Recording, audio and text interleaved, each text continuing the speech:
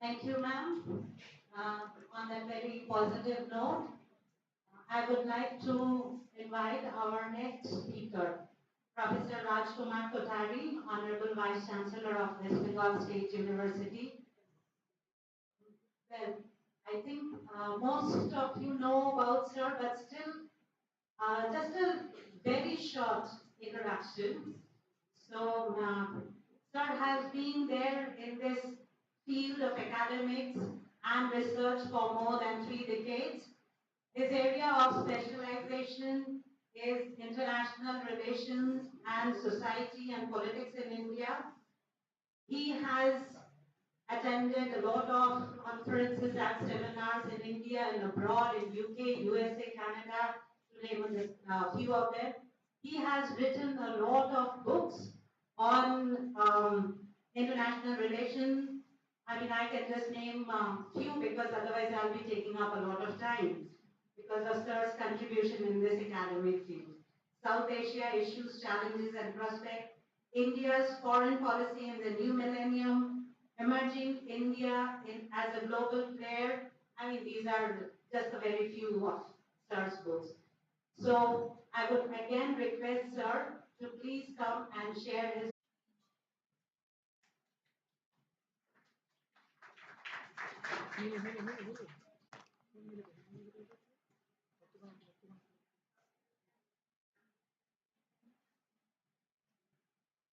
A very good morning, and at the very outset, let me take this opportunity to congratulate and thank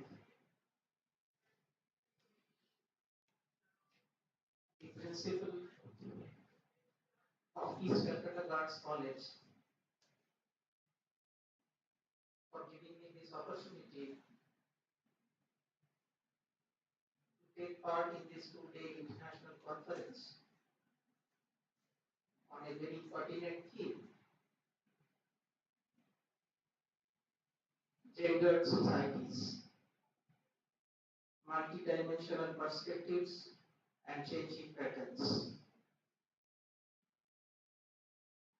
I also take this opportunity to thank several departments: Department of Geography, Department of Education, Department of History, Department of Philosophy,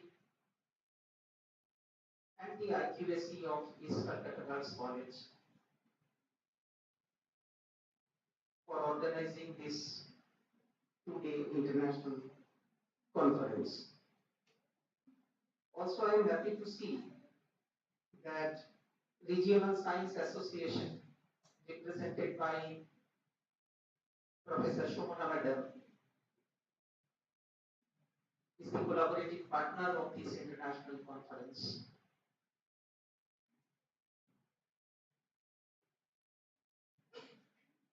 I also take this opportunity to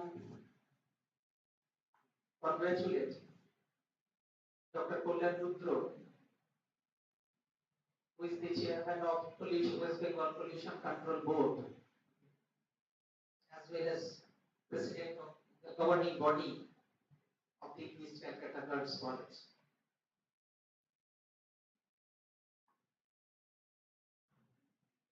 And the eminent keynote speaker, Geraldine Forbes, who needs no introduction.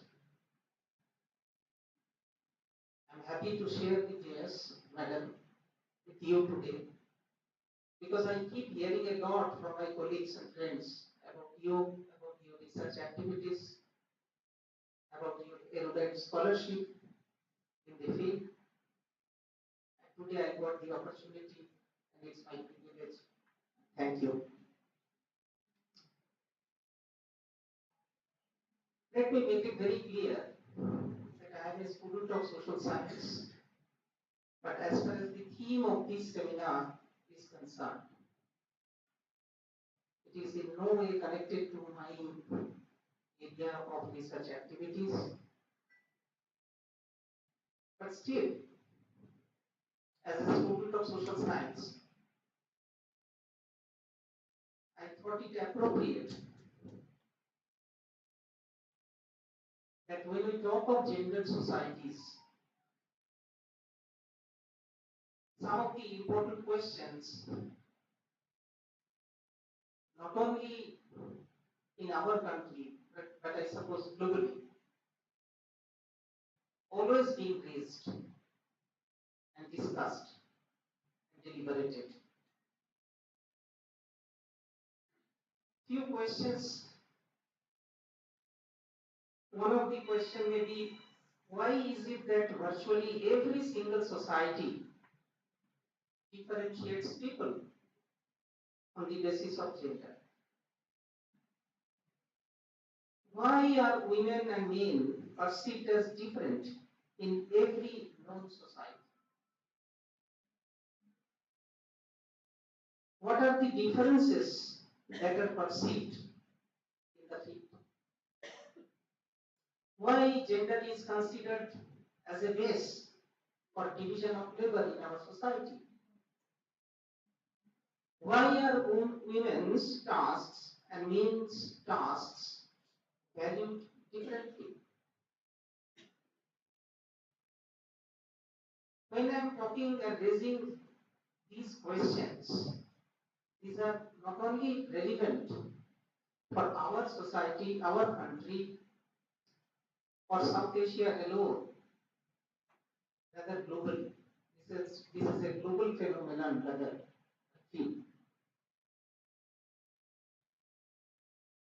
And when we look the concept, the idea of gendered societies through the global prism, because I am a man of international relations and world politics, so I have the tendency to view anything and everything from top-down approach, through the prism of top-down approach.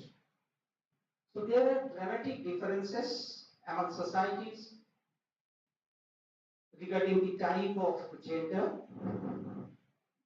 gender differences, the levels of gender inequality, and the amount of violence that is necessary to maintain both systems of difference and domination. But the basic fact remains that virtually every society is founded upon the assumptions of gender difference and the politics of gender inequality. Most of the arguments about gender differences begin with biology. There are very few who would suggest that there are no differences between males and females.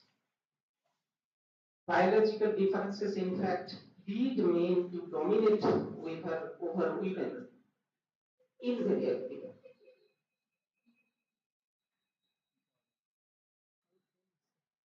And when I'm trying to understand the concept of gender discrimination, gender inequality, as a student, I see that there are various approaches, various schools of thoughts in the field. And these schools have their own independent and different opinions from others. Say, for example, anthropologists, they have documented that gender means different things to different people, varies cross-culturally. Some cultures encourage women to be decisive and competitive, whereas others insist that women are naturally passive, helpless, and dependent. Another school, that is differential socialization, they argue that from the moment of birth, males and females are treated differently. And gradually we acquire behavior and attitudes that is defined as masculine or feminine. In other words, we become different through the process of socialization. And gender difference, according to me, is socially constructed. Another school, that is developmental psychologists, it has examined the ways in which the meaning of masculinity and femininity change over the course of a person's life. And in this context, I am reminded of an important book by Michael S. Kimmel, The Gendered Society, published way back in 2000 by Oxford University Press. And in this book, the author raises several pertinent issues and trying to address them. But at the global level, when we see and when we try to discuss the question of gendered societies globally,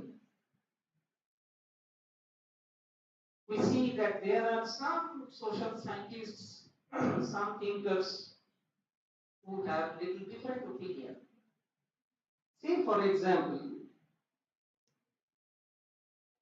way back in 1835, Alex J. Tocqueville had written a book, very famous book, that is Democracy in America. I'm sure all of us are familiar with this. And in this book, Alex J. Tocqueville talks about the fact that in no country has such constant care been taken as in America to trace two clearly distinct lines of action for the two sexes and to make them keep pace with the other, but in two pathways which are always different. But I feel that even a society in the United States, Madam Geraldine Forbes is present over here, and she is the best person to focus on and further discuss and deliberate on this topic.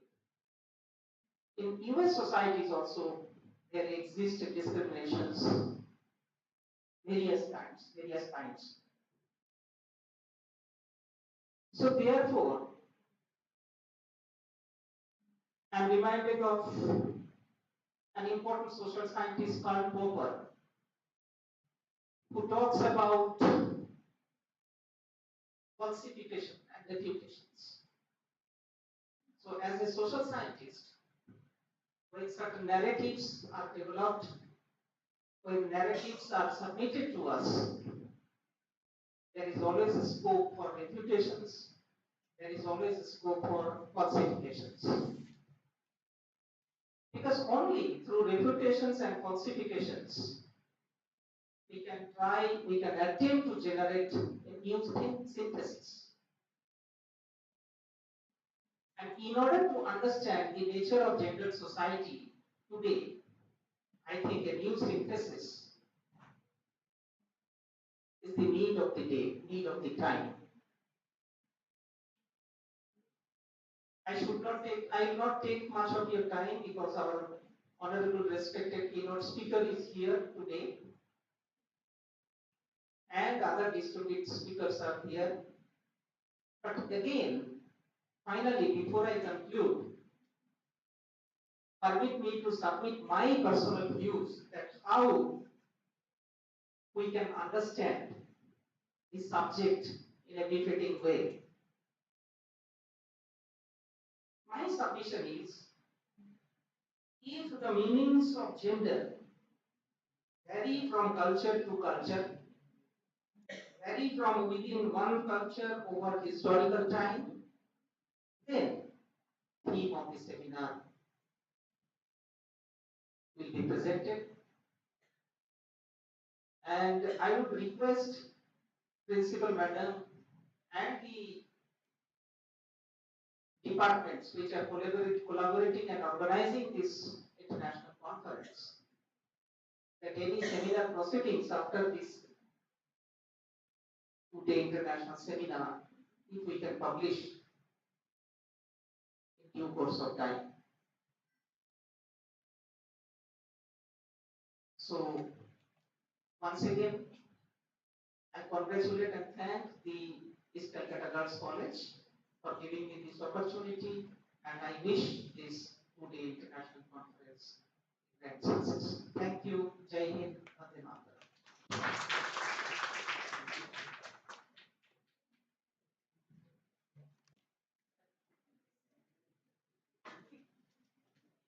Thank you so much, sir, for your valuable address.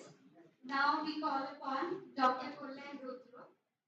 Uh, he is not only a river scientist, but basically he is an environment friend, what we can say, and because of his initiative, this college has been green. Uh, Please, sir.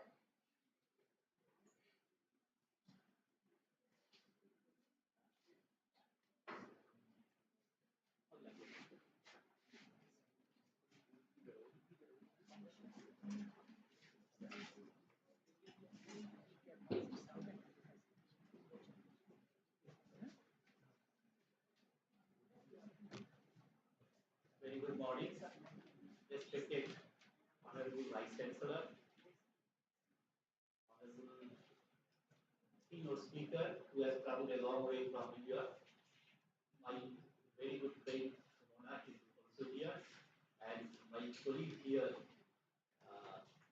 Principal Ujjwali Madam, and one of my research collaborator. I'm very happy to see Professor Joyanta Bandyopadhyay, formerly of he has been the head of the Center for Policy Development, Indian Institute of Management. He is also present here. Sometimes happens more important persons sitting on the front line and some unimportant person taking chair on the dais. It happens today. I am here by default. My research and my dedication is towards something else. I work on rivers of Bengal, environment, ecosystem, etc., etc. Uh, but since I am chairman or president of this college, Ujjwali had no other option to invite me. And so I say that I am by default here. I was trying to understand whatever I am saying, trying to say here is my own perception. I believe that issue is very important. And I believe that this gender bias is inherent in our society. A few days back, a male child born in one of the leading hospitals of Kolkata, and the family celebrated sacrificing a hen to the goddess in the hospital premises. You can understand in this 21st century the mindset of the society. I was just trying to think that where from it comes. For two major epics, Mahabharata and Ramayana, has same bias. Yudhishthir agreed to put her wife Draupadi on the chessboard, and he was worshipped as Dharmaraj. And it continues for thousands of years in this society. In the Ramayana, Sita was given out. I remember my childhood days, those I made little wrong in pronouncing Sanskrit. আমি স্কুলে পড়াকালীন পড়েছিলাম রামচন্দ্র বলছেন কিমাত্ম নির্বাদ কথা উপেক্ষে কিন্তু জানেরাম অদূরসাম সন্ত যাবে আমি কি করব আমি কি আমার নির্দোষ স্ত্রীকে পরিত্যাগ করবো অথবা এই অপবাদকে ইগনোর করবো ইতি এক পক্ষাশ্রয় বিদ্যমান স্বআশীর দোলাচল চিত্তবৃত্তি তার নিজের মধ্যে দোলাচল হচ্ছে still he did, and that Rama is worshipped till day, but Sita is not. This is the gender bias of the society. I remember that our family is very dominated. এখানে বাবা ডিসাইড করে and mother takes the responsibility of cooking. আমার মনে আছে আমার মা রান্না করতেন and সেই সময় they used to burn coals, আমাদের সারা রান্নাঘরটা কালো হয়ে যেত and it seems to inhale the smog, what we understand the PM 2.5 and PM 10, and ultimately it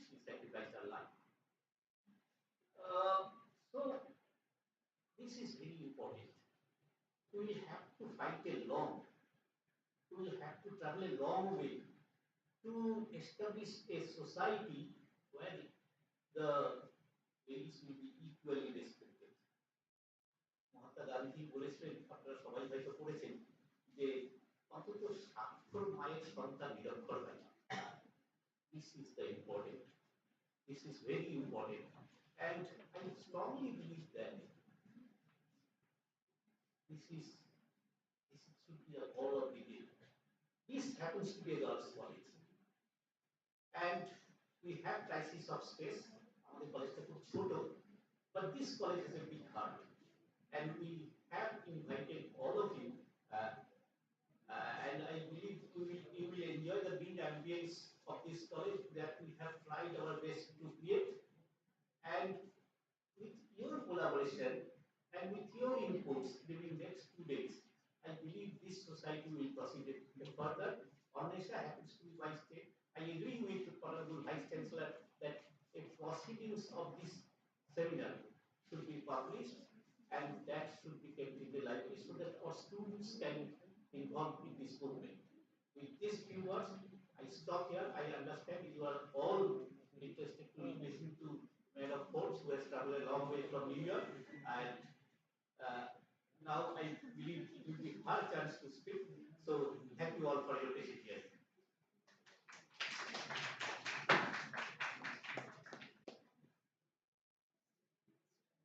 Thank you so much, sir.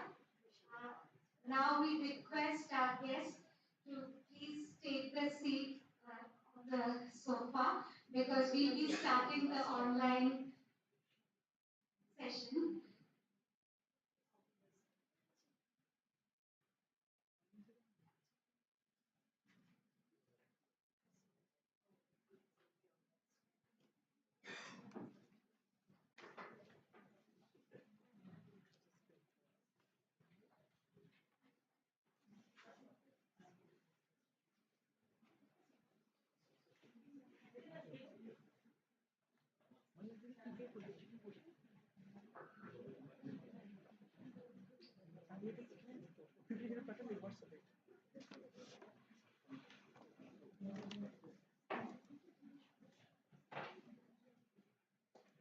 I would like to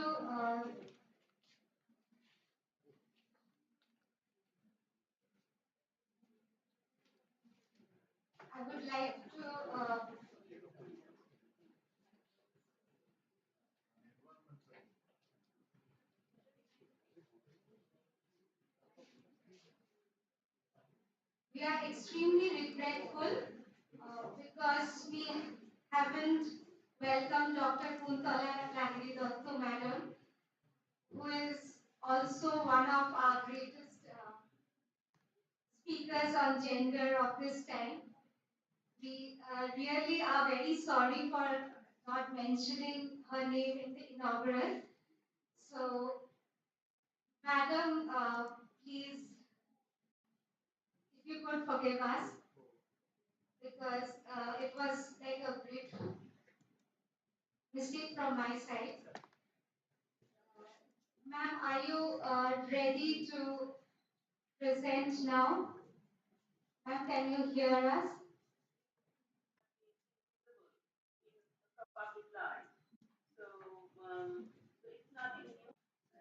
So, Ma'am, we'll start with.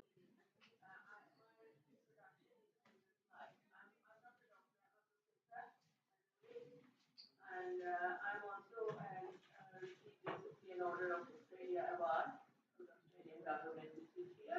And my contact details are here as well. So anybody who wants to contact me would know how to contact me. I would like to thank making my job much simpler, much easier, and we have already explained what gender is. So it is indeed a very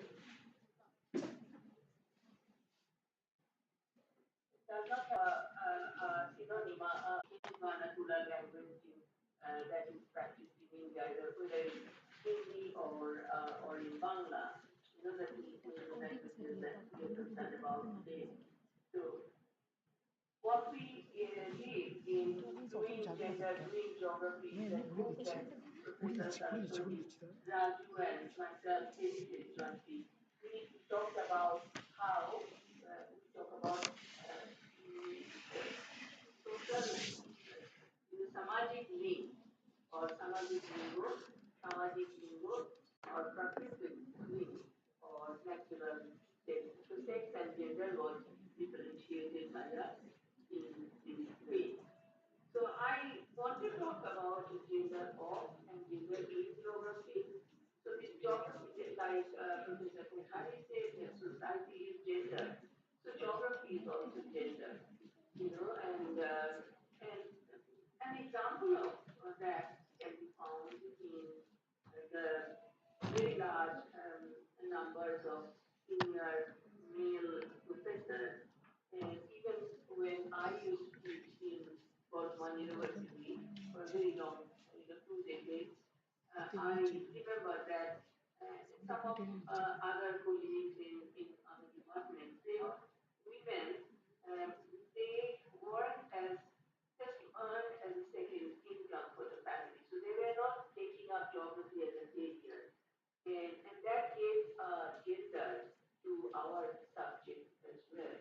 So the geography as a subject has a very, particularly noticeable gender as compared to, at least it has. Today I was looking at the present, the various names of presenters and the people who are present in the online at least in the meetings, and I saw that there is a number of women there as well and men. So that's a sign of hope, and a big sign, bigger than that, the sign of hope is that the presence of men in the group, because we only as women we should not talk about gender. Men also have gender, and they need to talk about gender as well. But geography's gender, as a descriptive geography's gender comes from its location in science faculties in most universities. And from my experience of working in Portugal University, I know that it is a matter of convenience. You earn more money, you get allocated more money into your department if you are part of the science faculty. But what has happened is geography as a result was not even treated as a social science, until, when I was working in India until the turn of the century, of the millennium, geography was not conversing with feminism and feminists. On the other hand, they were, historians, literature, people who were working on feminism, media studies, they were not conversing with geography. So that became a major problem. And we are still suffering from that. So I want to talk to you about geography and feminism. So we want to go beyond in the Association of American Geographers Conference, which is the top conference in the world on geography. Susan Hansen's, the title of her talk was Geography and Feminism as the two worlds that are colliding in collision. And I have put a question mark here because we need to know why it was so and what can we do. Susan Hansen was very clear cut in her speech, and obviously she was talking to a whole bunch of male geographers who have never thought of gender or gender as part of geography. So she says that there are three things we need to do. First is finding significance in everyday life. The word everyday life is very important. That takes us more into the human domain. It takes us out of thinking of space, as a measurable thing, to thinking about place, which is where human beings and the place are enmeshed with each other. And through various things, through work, through their belonging, and so on. The second thing she said that as to understand, to put more of feminism in geography, we need to appreciate the importance importance of context. And the third thing she said is thinking about difference. And today I'm going to show, I will be very brief, very quick, won't take a long time of yours, a very important, valuable time. And I will give you some examples from my own words that would allow you to think through these things. So first point has to mention finding significance in everyday life. And those of you who have read my Bengali book, who will do Calcutta, you will know that there's a tiny little section on weather and geography in which Susan Hampson, these points are mentioned. So how do we think about everyday life? You know, here in this picture is from Kuch Bihar, where there's a lot of jute cultivation going on, and men and women are working together, not just women, and what women do, and this is not an unusual sight. If you go to the rice fields, go to village and rice fields, you would see men and women are working together. Women are working as an extension of their daily chores of life. That is the everyday life. For women, work is an extension, work that they do, income generating, economic work, many poor families, women from poor families, is also considered work. In 90s, in the late 90s, I supervised a PhD thesis by one of my PhD students on the she teaches in college now in Burma, and we looked at middle class women working what do they consider as work? And there, this idea of everyday life is very different, very prominent. And we found that middle class women who do not do this kind of work or cleaning the floors or washing the dishes or washing clothes, they consider work managing these, those domestic cells as work, managing the household as work. So just think about it. In no official statistics do you get an interpretation of this. Even women who do a whole lot of work as land liberation for maybe, for the husband to cultivate paddy, these are not considered as really quote unquote work. So we need to look at in everyday life, and that can be done through qualitative techniques rather than quantitative, looking at quantitative data. Although with there's a public article Madam, published in, madam, may we interrupt you? Madam, are you changing the slides? yeah, I will, Madam, we are still stuck with slide 1. that is, I don't know why. Um,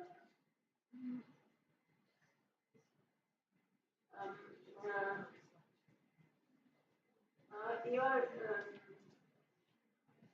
Madam, do we share? Do you want us to share? I'm sharing the slides.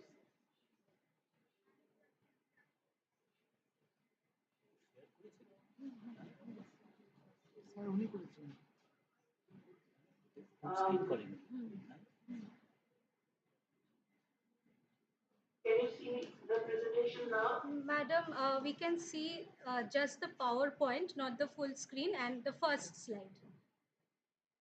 If I go here, can you see this now? Yes, the second slide. Yes. That was the second slide. Okay, I don't thank know you, why madam. you didn't see it. Yeah. I'm glad that you can see it now. Thank you. Thank you for interrupting and pointing this out to me. So this is a slide that I was talking about women in youth farming in Kuch Bihar. I would like to move on now for the sake of time. This is a slide that that talks about appreciating the importance of context. So in this slide, I'm showing two photographs from my own work. One was informal gold mining in Laos, Laos PTI, Southeast Asian state, and informal gold mining in Mongolia, Eastern Asian state. So you would think that informal gold mining and women's work in informal gold mining would be pretty much the same. But the contexts are actually very important. Contexts define how women work and what women do. So in Laos, for example, we were in a village and there used to be a river and people used to live next to the river and cultivate their rice paddy, do rice paddy farming. However, there's a big mining company that came in the upstream area and they deforested and they removed the mountains off. As a result, Laos received very heavy rainfall. As a result, the river regime changed and it was so much flooding that the villagers had to move up along the slope of the hill and start informal gold mining in Laos. That's the case. So here you get the connection with environment very clearly. But, so I would say here the interpretation is what we call political ecology, feminist political ecology. But in Mongolian case, it was different. It was more, the interpretation came from more from feminist political economy. So Mongolia, as you know, it was a Soviet kind of state until 1989 when Soviet Union broke down. Mongolia became an independent country. Mongolia, think of Mongolia, think of Genghis Khan, in horses, and you think of nomadic herders running over the steppes, with their horses for hundreds of miles. But in 1995, shortly after becoming independent, Mongolian government, the independent Mongolian government, privatized land. They came out with a new law that privatized land. Now, nomadic herders were totally unfamiliar with the idea of land being private. And then the government earned quick revenue, started to give out mining licenses in various foreign companies. The world's one of the biggest copper and gold mining is the biggest mine is now located in Mongolia, Urichokori, which is actually drawing up fossil water from Gobi desert. But what happened as a result of this privatization of new land law is that about 20% of the labor force, Mongolia has only 4 million people. 20% of the labor force started in open coal mining there. So they were putting a claim, the moral claim, on the land and its resources. So the interpretation here were different, although I was studying the same thing, informal gold mining. The third point that Susan Hanson mentioned is we need to think about the difference. That's a very important question. That's a very important point because as geographers, we talk about differences always. And what kind of differences? Backward regions, more progressive regions, economic difference, and so on. That's the way geography has conventionally contributed a lot to Indian policy making, Indian planning. In the 60s, the whole planning, Indian planning was based on, how to identify the regions that needed more attention to backward regions. We are done with Third War, and various other generations of geographers created this idea of, we talk about regional geography. So this is how a geographer sees the world, different has been conventionally thought of,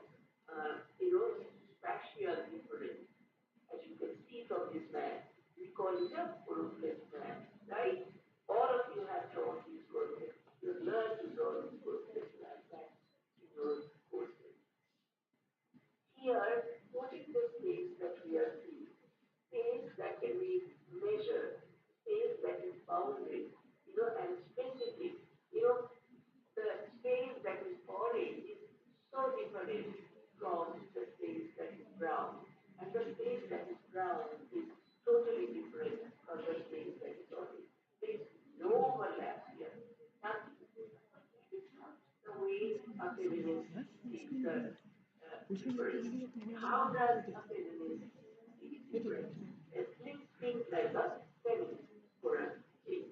As I said, it is a really epistemological question. An epistemological question that means how do we do our research? How do we think of our subject of research? I remember, I went to a conference in early 1990s in UK, and I met this professor who was from CSRD in Center for Studies in Regional Development. You can say that until recently it was considered to be one of the top level, geography departments in India, in Jawaharlal University there in. And I asked him, what do you work on? And he said, I work on gender. I really nearly fell from my chair because what he was doing is he was looking at census data, which comes as men, woman, in these formats. And he was just, doing some statistical exercises and creating maps that I have just shown you, this sort of maps, percentage of women, percentage of men. That was his work. So he was studying gender, but he wasn't a feminist. He wasn't thinking epistemologically. So for you, I would say that we need to borrow from other disciplines. And I'm so glad that this is an interdisciplinary conference. There are different subjects. So women never speak. Women traditionally don't like to speak up in public. And especially if marginalized, if they are poor, they wouldn't speak. They would, but to retrieve their knowledges, to retrieve their stories, we have to go to not official statistics, but go to other kinds of data like diaries, oral history, and personal interviews. And I actually just recently assisted a PhD thesis that was based entirely on 12 women's life stories. That is how important being eclectic is in feminism. So we want to be eclectic. We want to collect, information, data, and methods from various other disciplines. And that's what will make us truly feminist. We also need to constantly question ourselves and not just go to the field and ask questions. We need to constantly question ourselves.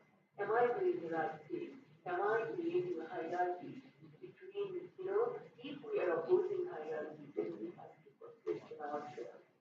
So that's very important.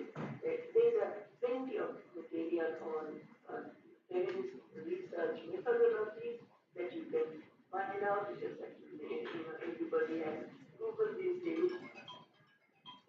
Working on women is important, very important. And women, as I keep saying, gender, women, and how we get frustrated, and there's no reason why they should not get frustrated, although men also have gender. But it's not just women, but thinking in a not just numbers, not just thinking differently. That is what makes us feminist. I'll give you one example that, resistance, for example. Conventionally, we have thought of resistance as women's groups, women's struggling. Historians have written about history of women's struggles or individual struggles or group struggles and so on. But but post-colonial scholars, there's a brilliant book that follows in this genre, book called In the Intimate Enemy, written by Professor Ashish Joshi of former PhD. That also the idea comes from Michel Victor, French scholar. They say that people who do not have power, what they try to do is they imbibe the power of the more powerful, and then they use that power against the the more powerful. This is very interesting. This is what the Mongolians did. They learned English and used that knowledge to create an independent movement. There's other ways that people who are marginalized or weaker express their dissatisfaction and protest with this operation. For example, it's a brilliant Indian book by Professor James Scott of Yale University. It's called Weapons of the Weak. I would recommend that you all read it, before becoming a feminist. It just says that when the oppressive landlords oppress poor people in Southeast Asia, they just resist it. Food dragging, for example, go slow. We know that word from our common days in West Bengal. So those sorts of things. So look at things that are not visible, but also look at multiple identities. I think all constantly talk about men, women, we miss out many other things, ethnicity, we miss out race, we miss out sexual preferences. I did not hear the word sexual preference at all. I was listening to that's a very important part of our body, our body's existence. And what I say is be intersectionally informed. To understand multiple identities, you have to be intersectionality informed. Intersectionality comes from an American black feminist called Kimberly Crenshaw, who used the idea of a black woman's identity, how it is at the intersection of race and sex. And she says that intersectionality multiplies the disadvantage. So we need to think of look at our privileges, look at our identities, question ourselves, are we doing the right thing, and be intersectionality informed in everything. Remember that to be a feminist, to work on gender, the early slogan that we gave, personal is political. So what we do in our lives, comes from our personal lives, personal experiences, and what we do in our personal lives comes from is very closely related from what we do outside. That's all I wanted to say for today. Thank you very much for inviting me to speak at this DTC, and I hope this will go to some extent in enriching this wonderful conference that you are organizing. Thank you.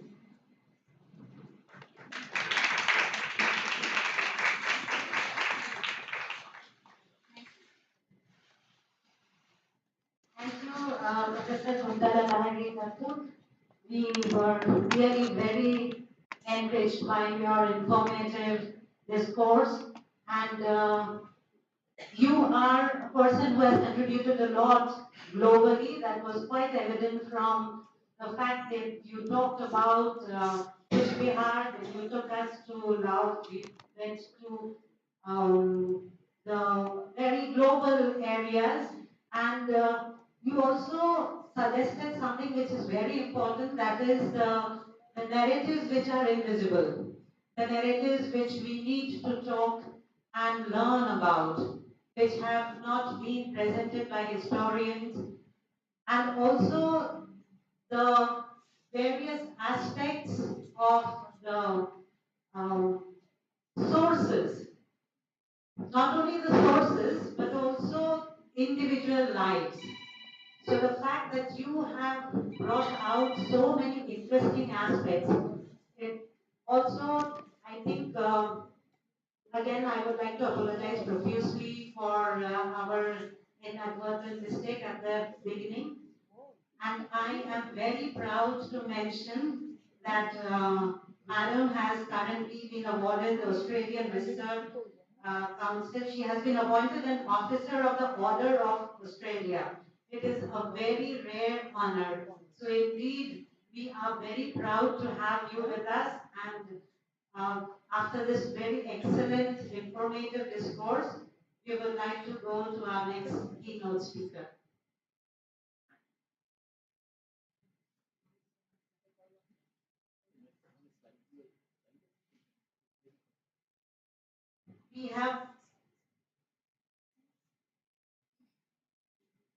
We have been waiting for Professor Geraldine Forbes.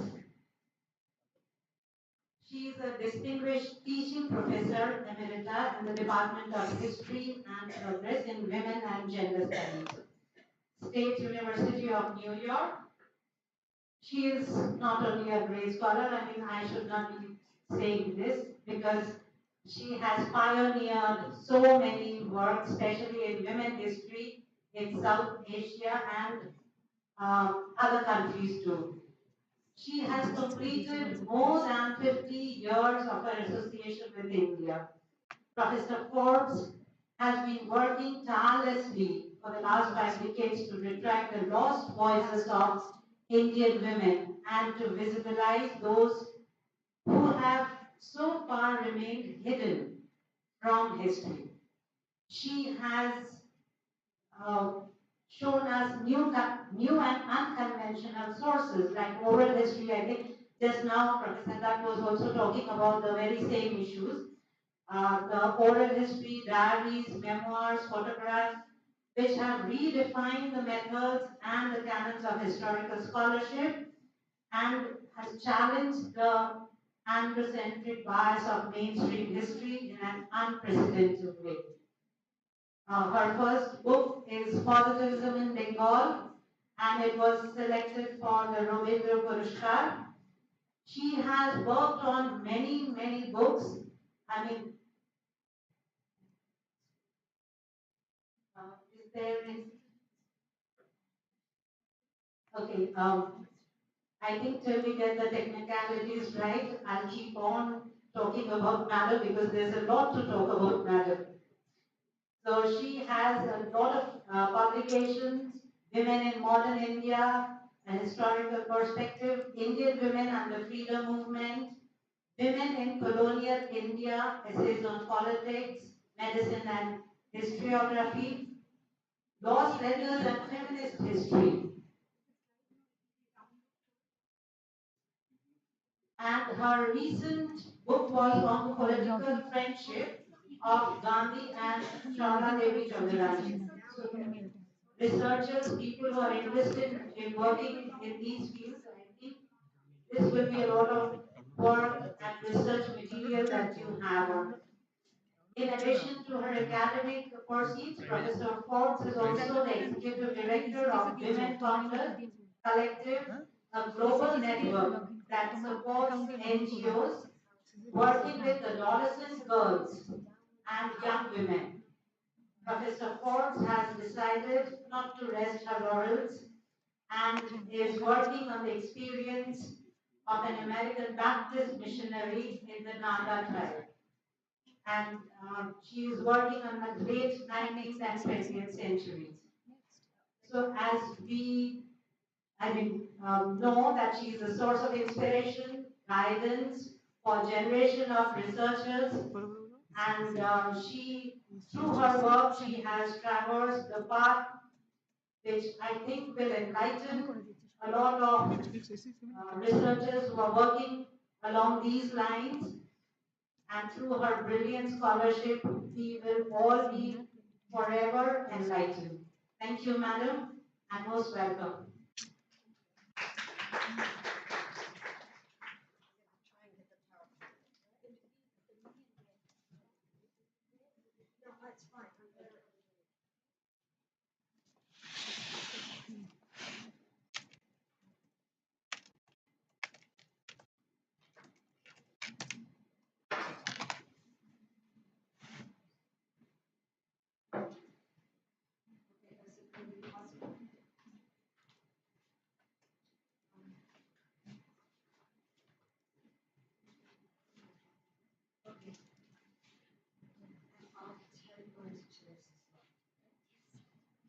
Okay,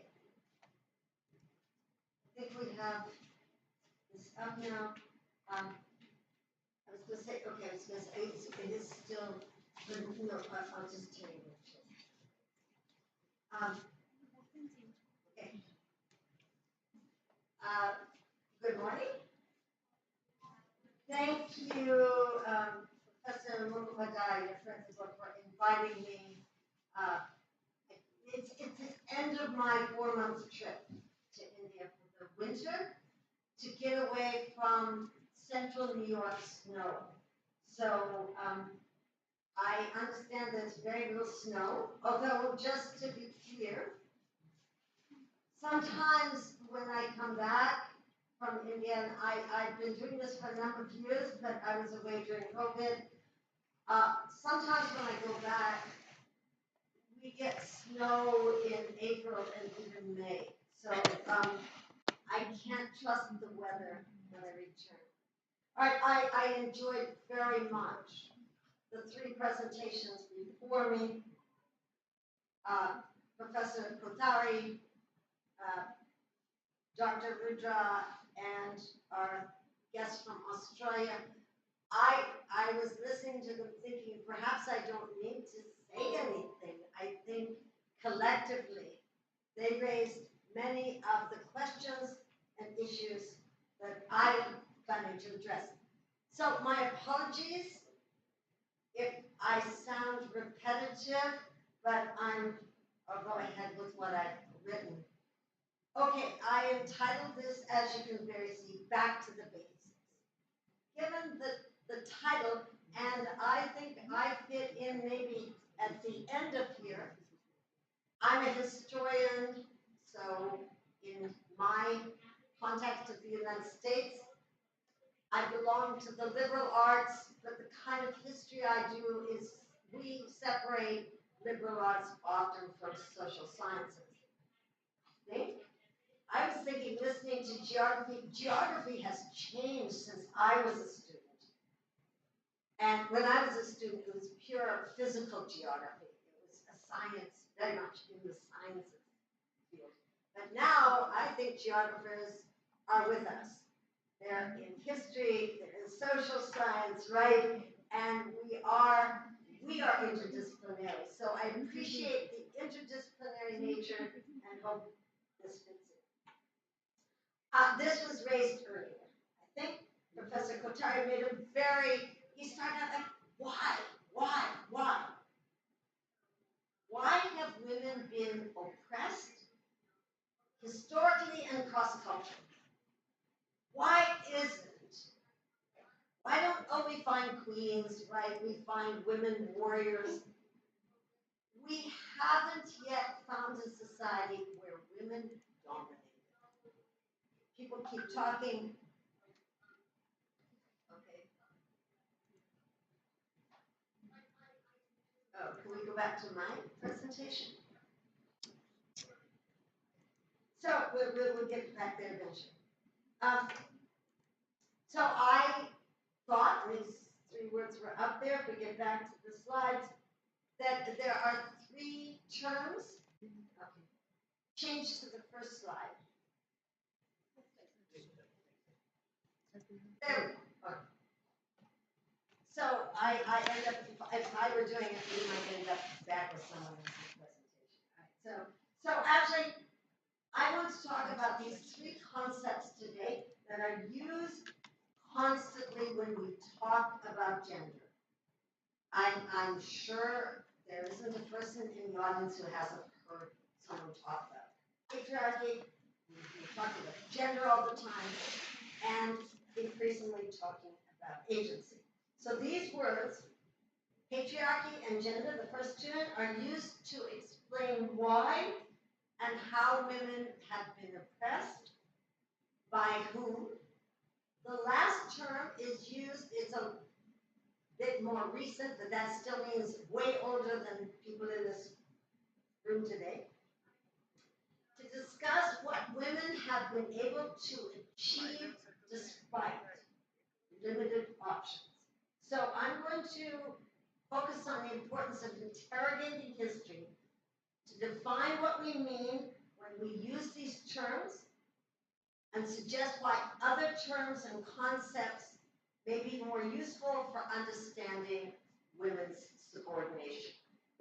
And I just want to apologize to everybody that I have a kind of American Canadian accent. So I hope. Next slide. So just to talk about patriarchy, it's a Greek word. And actually, I don't think it matters what language people now use, whether it's Japanese or Mandarin or Bengali or Hindi or Urdu. We're using the word patriarchy in English. It seems to be very widespread. So it means, right, the Greek word is father or chief, characterizes a social system in which the male head of the family has power and authority over his lineage, control over his sons. Patriarchy means, it doesn't mean that sons are important, it means they listen to their father, and that often treatment of wives and daughters is then below that of sons. Now, in popular discourse, the dominance of men is characterized as both ancient and natural. So you will hear, it's always been like that. If you come from a religious society, you might hear God has ordained men to rule over women. Even feminist discourse echoes the idea that it has always been like this, and I think use widely patriarchy as just shorthand. I'm kind of surprised coming from the United States to India how often I hear the word patriarchy used without explanation, just to mean the power of men. So this one author, Lindsay Germain, has called it the most persistent and widespread theory of the women's movement. And what she's saying is that it argues that it goes beyond, as Marxists would tell us, a product of capitalism, as enduring beyond capitalism. We are in a post-capitalist phase. It's accepted so widely that if you ever say, oh, I don't think there is patriarchy, you resist, you get a lot of resistance. So historians and anthropologists, although actually, historians and I would say anthropologists contend that patriarchy is, in all of human history, or all of human existence, a rather recent development. Next slide. So I just want to say that, okay, we don't know much. It was mentioned earlier about anthropologists and so on, but as I understand prehistory, pre-written history, we think of what don't we know? So what I think people, and people keep pushing back. There's new research constantly, a new cave, a new something people are looking at, but some would argue that we Homo sapiens have been around for about 200,000 years old. Okay, in that 200,000 years old, we do not know much about gender relations for 95% of it. So looking at the whole scope, what we know is tiny, not the past. So agriculture and domestication of animals has a much shorter history, perhaps I think about 10,000 years BCE. The oldest writing is around 5,000 years old. So, all right, and people are pushing that back. I've seen some Chinese archaeological studies saying our writing is older than that. Now, we can learn certain things from skeletons, burial sites, artifacts, but those can't tell us about politics. They can't always tell us about religion or especially gender. So archaeologists have looked for cross-cultural patterns and similarities. Anthropologists have suggested we might understand ourselves by studying existing hunting-gathering societies. But these are changing. So can I get the next slide? Okay, I want to go, I think, we're at number 2. There we go. Some archaeologists, and some of you maybe are familiar with these figures, that as early as 33,000 BCE, right, before writing, that these female figurines, they're usually quite small. I think they're mostly in museums in Germany, Austria. That those figurines represented goddess-worshipping, peaceful societies ruled by women. All right. However, most of these theories have been discounted by other archaeologists who said, but at the time we found weapons that date from them and other symbols of male fertility. And so I think working together, most people have disproved the idea that we, many thousands of years ago, had societies ruled by women that were peaceful, that were anti-war. We don't quite accept that now. What a lot agree on, I think, is that males and females did participate in each other's work, so we're kind of that way. The next one. Could you change the slide? What about beginning of patriarchy? Marxist theory is, I think, the most widely accepted that it links it to material conditions. Frederick Engels argued that disparities of power begin with private property. But Engels also said, before private property, there was also a division of labor, which Engels said is complementary. So from Native Canadians of the land where I was born, the idea is men hunted, women took the hides, and they produced out of the dead hunted animal, they produced meat, clothing, shoes, other things. So they called it, so sort of pre-capitalist, the idea they were complementary gender roles.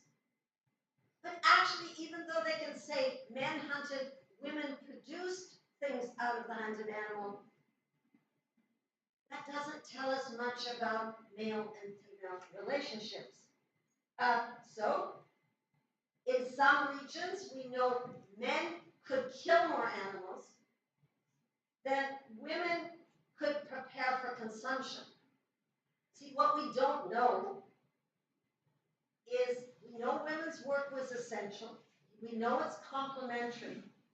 But did men value those women? Did they treat them well? Did they respect them? Or did they say, you're too slow? You're hampering our progress forward. So we don't really know much about our human past. The next one. The oldest writing, again, this is Mesopotamia, is maybe, we're thinking 3,500 BC, add a couple thousand years, we get 5,000 years. This earliest writing enshrines patriarchy. So we can say the beginning of women being second is at least 5,000 years old. But it also includes class distinctions. So both gender and class are at least that old. So this, though, what was it like? What exactly? Okay, it was there. I mean, when you read some of the law codes, it says if women do this, this will happen to them. We don't know if they did that. We don't know if it was a warning, or we don't know if it reflected reality. So the next one. I'm just going to move on from patriarchy to talk about gender. And just a little bit, Gail Rubin, who's writing, I found very useful, suggests we stop using the word patriarchy. All right, this was not successful. We're still using patriarchy.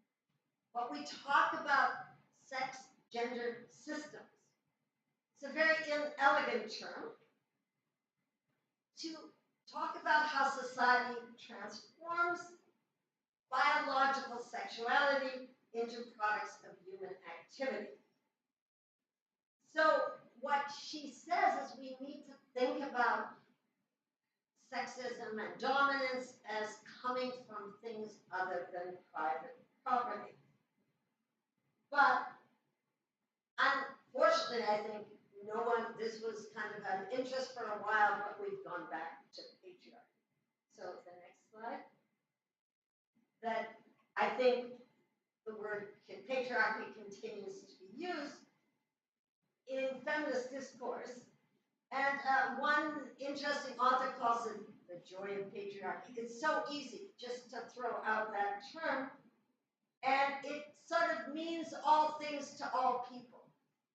Maybe if I go through this room and I ask people what do you mean by patriarchy, I would come up with more than a dozen different answers. I actually would like us to move away from the simple word. And the reason is because women are different. And one of the things about using patriarchy, not only does it put all men, like men aren't all powerful, right? That actually patriarchy meant the head of the family. Men aren't all powerful, and women are not all the same. So this is just a picture of women in matrilineal societies where the way power works is different. Women are not equally oppressed. There are class distinctions. This was just meant by the former speaker talking about how we need to think about all kinds of differences. Within some families, and this is problem maybe with the word patriarchy, the mother, the wife of the patriarch, may wield and often wields enormous power. In other places, patriarchs take multiple wives, but there's no pattern. I recently heard someone talking about how polygamy, the women are always oppressed, and he was asking, why don't women take many husbands, right? We know that in certain research from certain African nations, West Africa, women prefer polygamy because of their hard work. Because work is so hard. So if women share, if work is divided, maybe the problem isn't polygamy, but the problem is work. We also know from studies where women have more than one husband that women feel exhausted because they have a triple, quadruple work. So in patriarchs, we think that things are different. And things are changing, even though we use the word. If you think about society today in India, smaller families, families that have no son, families for whom the daughter is very important. I've certainly seen this, and you can't say across the board, daughter neglect or daughters are not cherished. So there's no one pattern, especially our changing world, where governments thinking about child as one-child policy, where things begin to change, not maybe because of attitudes, but because of circumstances. So the next one, gender. And here I want to just also, Carol Carver wrote a book. This is a long time ago. I think this book is now 30 years old or something. But she said, gender is not a synonym for women. So if we say gender sensitization, that should not mean, as it often means now. I read about a gender sensitization program, I won't tell you which state, for the police, in which people lectured the police There were both men and women, please, telling them how hard women's lives are and asking the men, please, to be kind of respectful about the fact that the wives were doing two jobs. It didn't talk to them about how, didn't talk to women about men, and it didn't talk about how we could change that. It was more saying, like Mother's Day or Women's Day, take the little lady out for dinner. So Joan Scott wrote about how gender is a useful category of analysis, and what happens, I think, is while gender as a term is immensely helpful,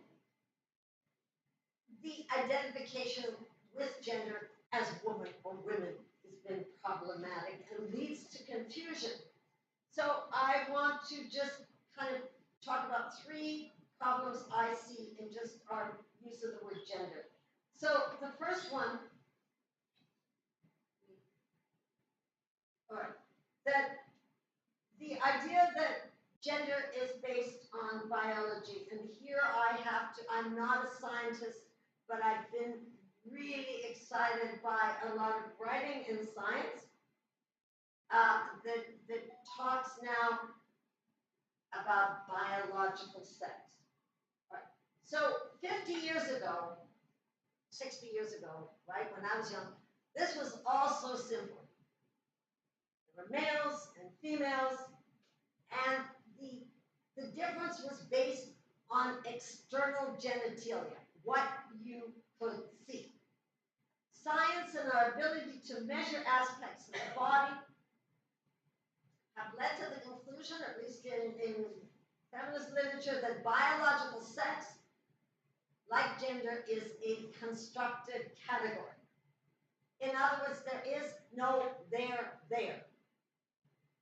So some authors will argue there are as many as 7 elements of biological sex.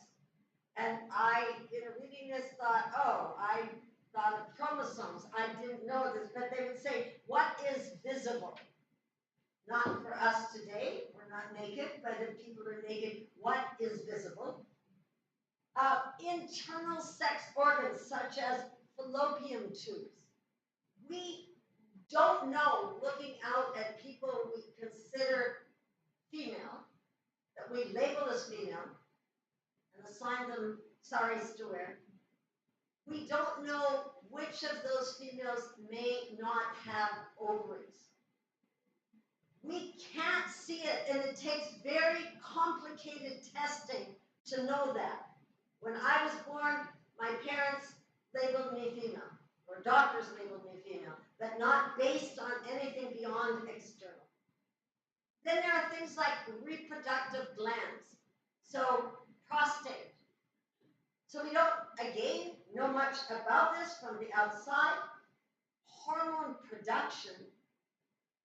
But there's also the issue of hormone response. Then there's chromosomes. I don't know if any of you have ever, if you know your chromosomes. Okay, I don't. So we have XX female, XY male, but we also have people who are XXY, XXX, XYY, XY, and XY. Most of us don't know, and that's why I put Casper Semenya there, the South African runner who parents called her a girl. She was given a girl's name. She was sent to a girls' school. She saw herself as a girl. She became an Olympic runner, and they said, oh, she looks a lot like a male.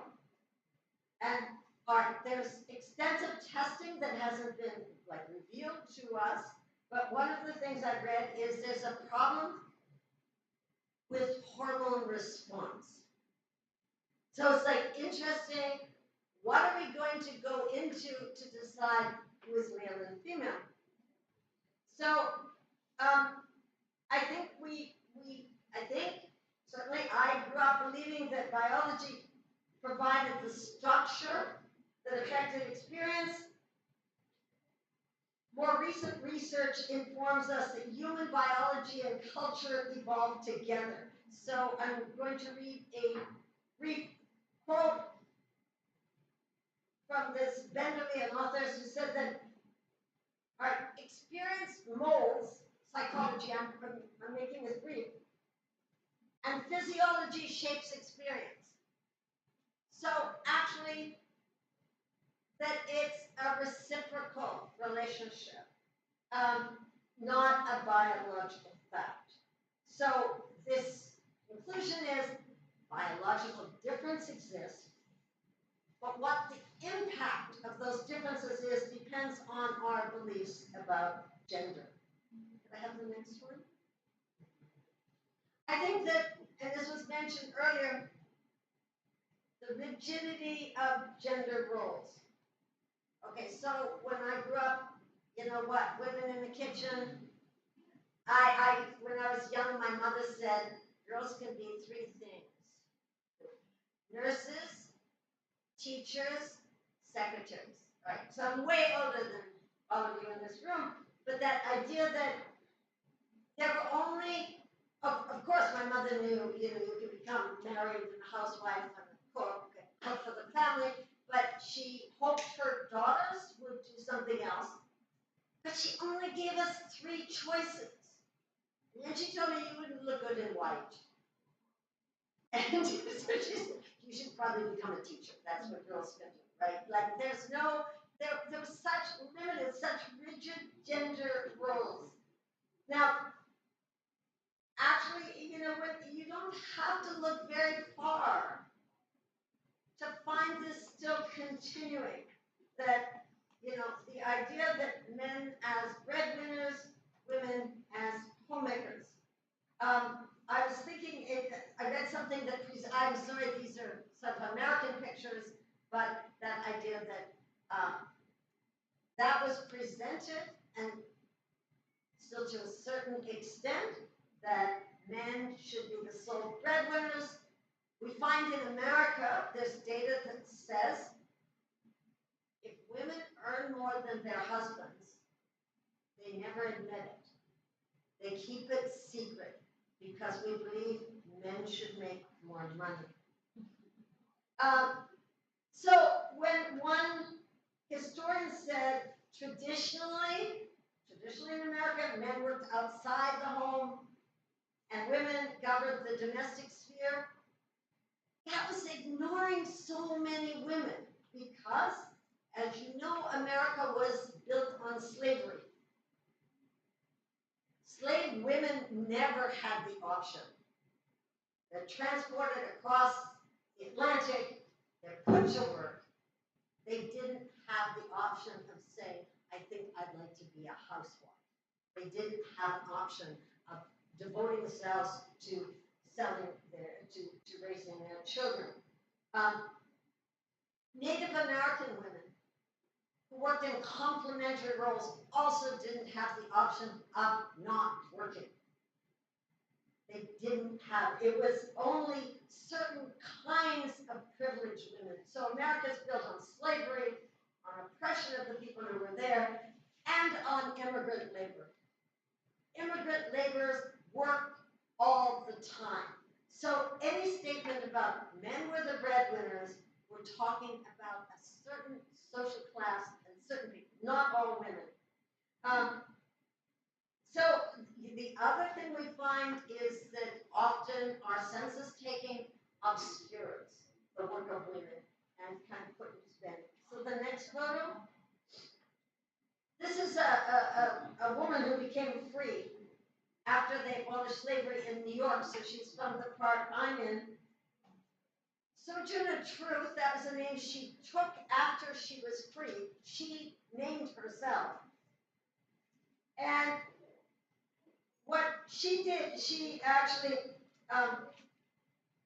in a speech about women's rights that she made in 1851, she kept saying, I worked as hard as a man, and I ate as much too. Right? That she never had the luxury of having the woman's not working role.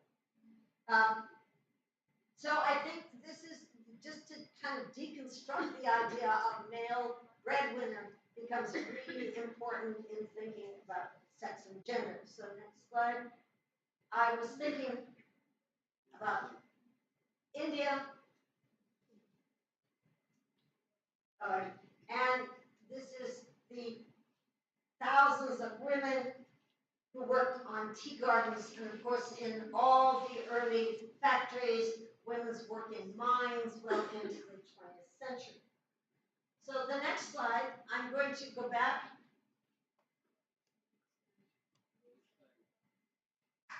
And this is, I'm born from the roots of the research of somebody called David Curley, where he works on the Chandi Mango.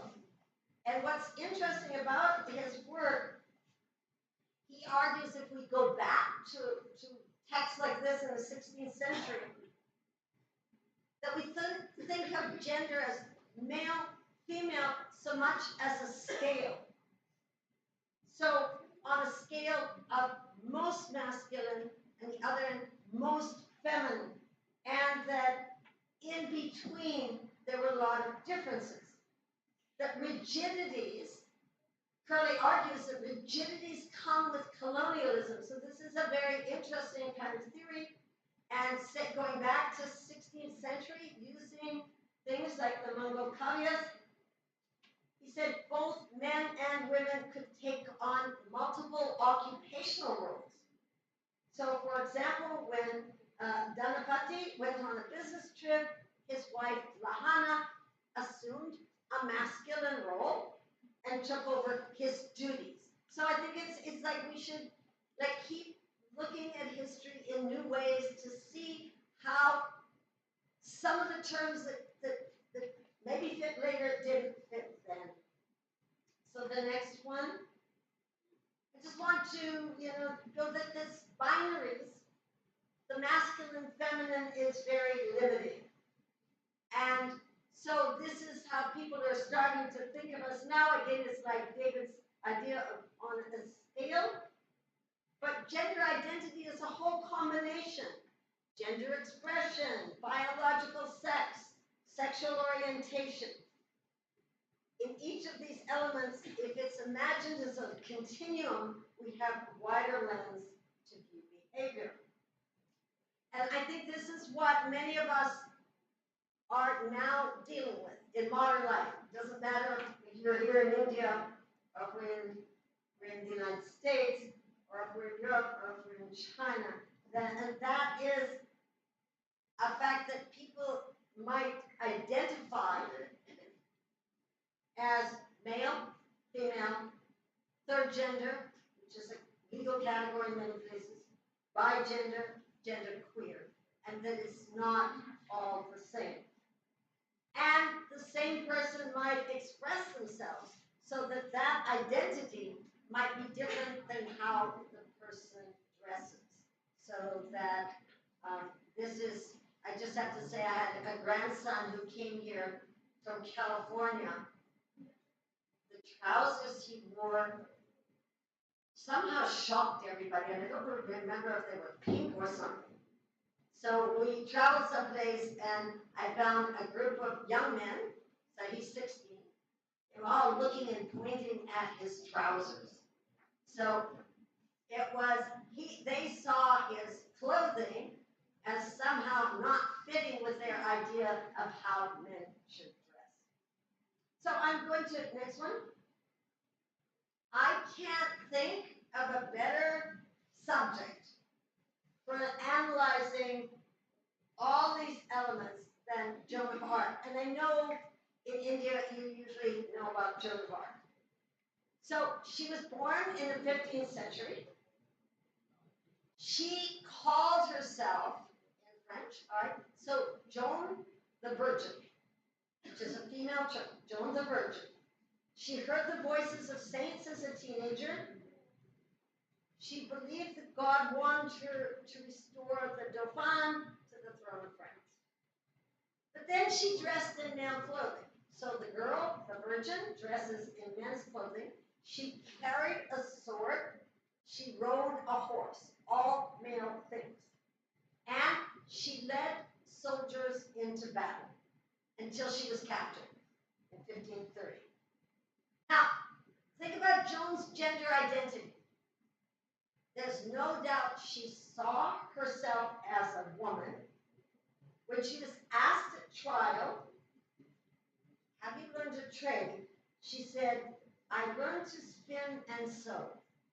In sewing and spinning, I fear no woman in red. In other words, I'm a champion spinner and sewer, a champion at what women do. Again, when she said, when I was at home with my father, I was doing the ordinary cares of the household. But then she heard divine voices, and then Joan's gender expression was male. So we have her, so these pictures of her now, and actually, you know, the horse, the sword, wearing pants. In the eyes of the church, her male clothing symbolized defiance. So it was the clothing, and in May of 1531, Joan confessed that she was false. She falsely pretended she heard divine voices, and she actually said she knew her dress, pants, immodest dress, and so on, was against the decency of nature. Joan said in that confession, wearing pants, getting my hair cut is against womanhood, right? I'm defying gender norms. And actually, for that trial, Joan put on a dress. But then, a few days later, 4 days later, she dressed in pants again. She dressed as a man again. Asked why, she said the saints had contacted her, and God told her, do not deny that you heard my voice. So Joan changed to pants. Now, when Joan was dressed in a dress, she was sentenced to life in prison. When she put on male clothes, she was sentenced to death, to be burned at the stakes. So I think if we look historically, what you wear can be really deadly. Biologically, Joan, it appears, was female. She was examined twice by women who said she was a woman, and then actually a number of soldiers commented on her beautiful breasts. So from what we know, she was female, but others said she did not menstruate. We know that in terms of Joan's sexuality, men desired her, but we know nothing about Joan. When she was dressed as a man and leading the army, some men approached her, perhaps to rape her, and the sources say they were stopped. There's something about her power. So Joan of Arc moves away from any simple male-female binary. But we don't usually look at the story of Joan of Arc in those terms. But I think even though it's in a lot of legend, we can start to think about how people have lived gender. And Joan presents a kind of blurring of male-female. And so when we look at history, I think we find more complexity than we imagined. The next one. Lerner, I just mentioned this before, she starts to talk to us about agency. Gerda Lerner said there are two things, all right? Maybe there's history as it's written, and then there's the past. So women may not be written into history, but women have a history. And her words became a manifesto. So, next one. Much of the early work in women's history was celebratory. All right, let's look for women who were warriors, women who were queens, women who participated in the world. And this is all like, okay, so we found out that women did things and men signed the documents. But at that same time, there's a discovery, I think, in looking in the archives, of a lot of anti-women statements, tracts, laws. So, coming to terms with, and I think there is a celebratory nature to women's history, but there also is a depressing history of violence against women and women's suffering. Now, but close attention to women's responses raises new questions. All right, so people started to say if a woman was subjected to domestic violence but didn't fight back, was that because she was thinking of the consequences? If a woman mistreated her daughter-in-law and actually encouraged her son, beat her, she's being a bad girl or being a bad woman, was that exercising agency? In other words, did those women say, oh, all right, my future, my power lies in siding with males? Was there a choice? Was there a kind of agency?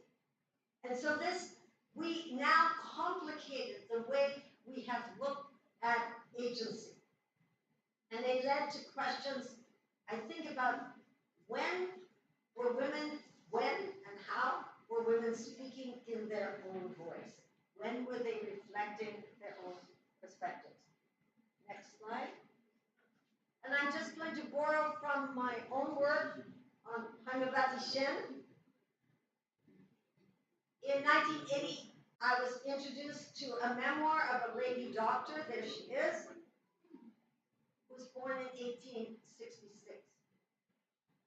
This woman was married at age 10 to a man who was 45 before she was 10, widowed at age 11, remarried, second marriage at age 23, graduated from Campbell Medical School. There are students in 1894 with a vernacular medical license.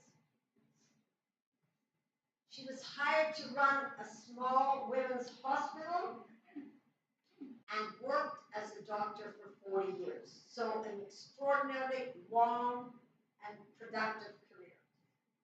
When she died, she was a highly respected member of her community. It was her second and favorite son who gave me, well, his grandson, who gave me the manuscript. All right, what is interesting is Haimabati talks about various kinds of oppression. And if you didn't have her writings, you wouldn't understand that she may have made choices.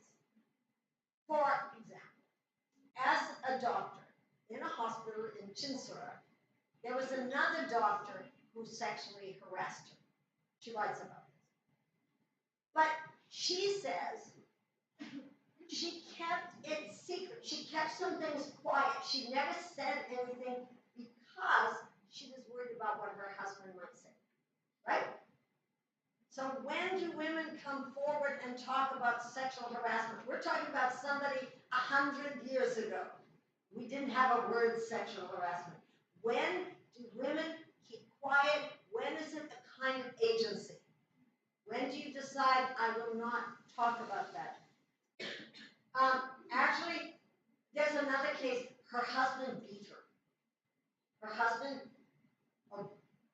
beat her up. Her first act was to write a letter of resignation and take it to the hospital and say, I'm going to resign. I can't continue working as a doctor. And she was all bleeding. The civil surgeon said, this is ridiculous. He went, and the civil surgeon, he said, I'm not going to let you resign. Your husband has to change. Now, so the civil surgeon went and told her husband, this is not what a man does, etc., etc. In the end, though, her husband tried to beat up the civil surgeon, and she ended up losing the free housing she had as a woman doctor. civil surgeon said, okay, your husband's this Gunda character, you have to move to another apartment. So she lost in the, I guess in that first she'd been beat up as far as she records her husband never beat her up again. But think about the loss because her husband never worked. He felt he was too sickly to work. She supported her family, 5 children, his family, her own sister, etc. So she has huge number of dependents on her salary. Now what I think is interesting is in her memoir, she talks about this. So you understand, she at least gives us the idea that she wasn't just some stupid woman being beaten, that she knew what was happening and made choices. She exercised agency, limited agency, circumscribed agency. And I think this is partly what's happening now, that we have to rethink the whole idea of agency and to what extent to contextualize it. So I'm, next slide, going to move on and conclude that I think as a historian, I want to kind of resist the efforts to collapse human experience into simple theories.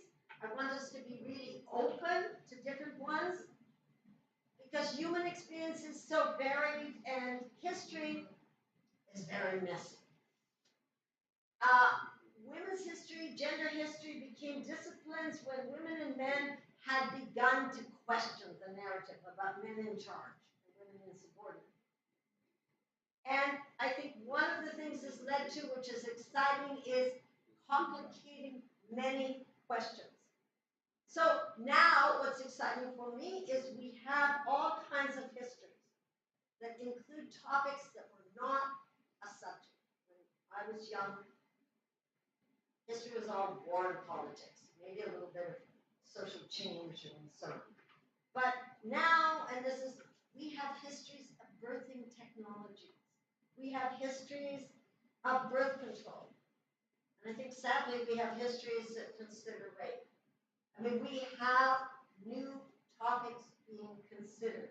Historians study material culture, histories of clothing, histories of weaving, histories of embroidery, furnishings, household appliances, right? A history of the pressure cooker, right? Women's work and leisure. How much leisure do women get? Did they get more leisure now or in the 19th century? Which sports is it okay for women to do? Which sports are considered male sports? So what about women's vacations? People are writing about the no leisure world of women because it's one job after another. Investigating how concepts of masculinity and femininity have influenced events. I think many of you are aware of maybe Melanie Sinha's work that talks about how the British actually designated Bengalis as effeminate, right? And then used that to denigrate them. And we have other cases of how certain cultures have used like the masculine costume. I would even think about Subhash Bose and his insistence that the Ranis of his Indian National Army wear trousers, have their hair cut, wear boots, even though there was great resistance, that the insistence on the male costume. So I'm going to go to the last slide. I'm kind of rewriting George Orwell here. We've made a great deal of headway, but a great deal to be done. I think I just want us to be really careful about our terms. I don't want to make men the default gender. I don't want to conflate gender discrimination with patriarchy. I don't think that is the same. I think we also have to look at how women benefited historically and in the present from supporting the subordination of women. I hear this all the time. Women are mean to women. Women are the ones who keep women down. So we have to think about the woman who does that, perhaps. We have to think about how does she benefit from taking that stand. So when we write about men and women as gendered subjects, I think we should pay attention between these binary terms and the way that identity, expression, and biology may fall at different points. So presenting women, I think, just as victims or just as agents. I was at a conference on survivors. I think it misses the ways in which women and all people, right? We belong to culture, societies. We have to act within context of power relations. So good history, I think, and I was just thinking that, I like this kind of George Orwell. I've tried to heed that we can participate in this. Like, and it doesn't matter. I put she, maybe they now would be the right one. That if you control the present, actually you can control the past. And once you start to write the past, you're really writing the future. So thank you for being so patient.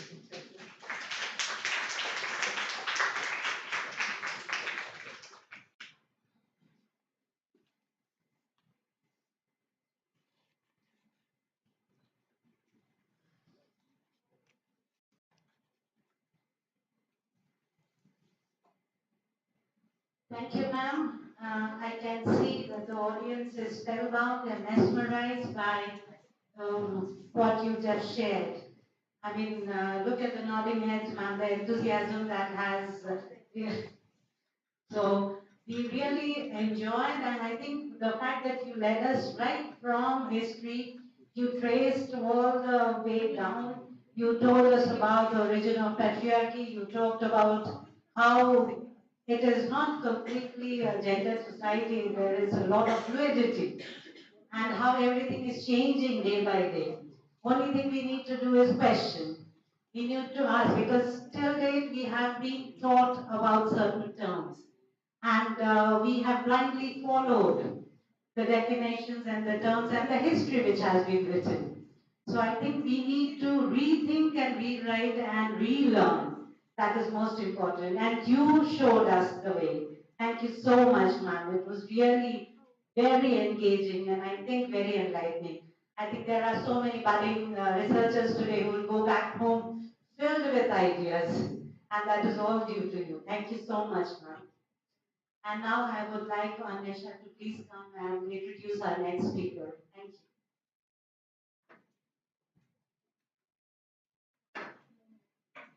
Thank you, madam. Now we have the Regional Science Association of India President and Professor in Geography, Department of Geography, University of Calcutta, Dr. Professor Shumana Bandyopadhyay madam, to address us. She's been working with gender studies and regional planning and development from a very long time, since 2004. She's been doing gender studies. So, please, madam.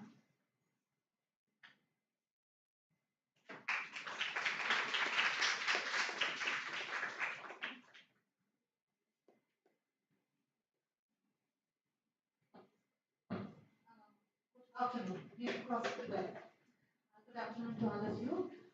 I'm really honored and privileged to be here today. I represent the Regional Science Association of India, which has collaborated for this conference with the college. I'm really happy to say that Regional Science Association of India, which is represented by also the Secretary of Regional Science Association is here, Professor Shantanu Ghosh is also here today with us.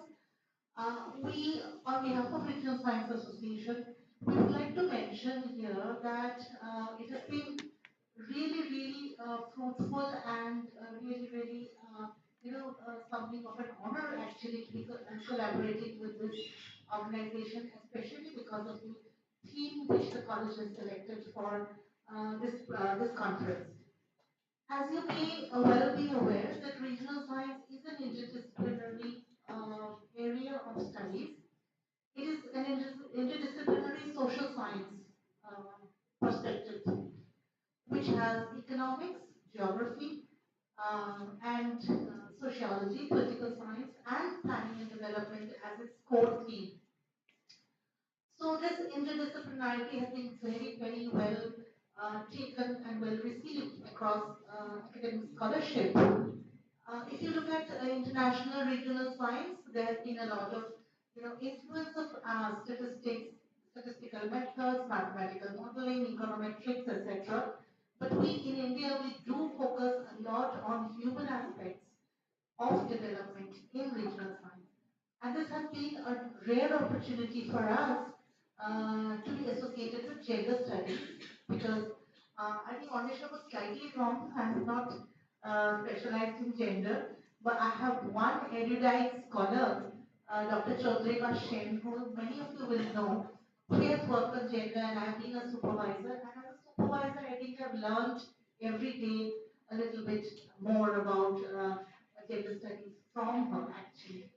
So, Regional Science Association being an association which was born in 1967 has a long, has made a long journey in India, guided by our very respected Professor Chittaranjan Pathak, who was a planner, geographer, teaching at JNU and IIT Kharagpur. So that is how it all began, and we are happy and proud to be associated with this particular seminar because of its interdisciplinarity and the fact that it focuses on gender studies.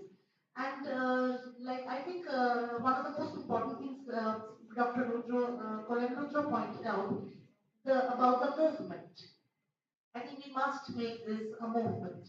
And this is the right place for it to begin or to initiate because it's a college where so many women are growing up to be very responsible individuals contributing to society and contributing to change. I think that's most important. Thank you so much. Thank you so much, and we're really happy to collaborate. Since we have Dr. Shantanu Ghosh is also here, who is the Secretary of the Regional Science Association. I would just like to introduce him. Sir, please. After President, I think. Thank you so much.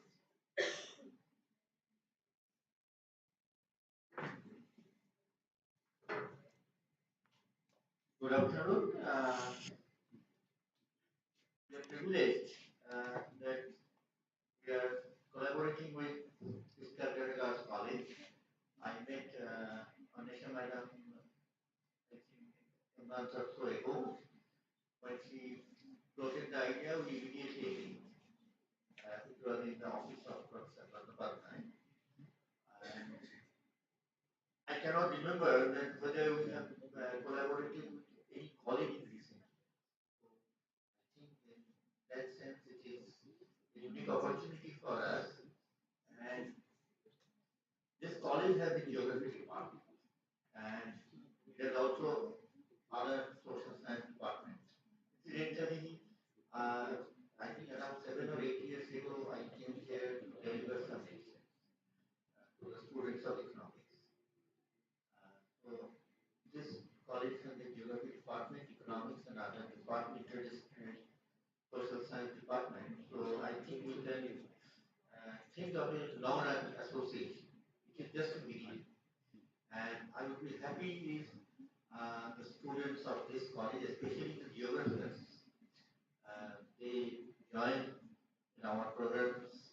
We publish a journal, which is a very acclaimed journal, Indian Journal of Regional Science, and it is more than 50 years. And many prominent people of geography and economics they contributed paper, they still contribute. So I hope that this is just a beginning, and I'll be happy to come back here again. And from our side, we will try to collaborate and give you all types of assistance, whatever. Thank you.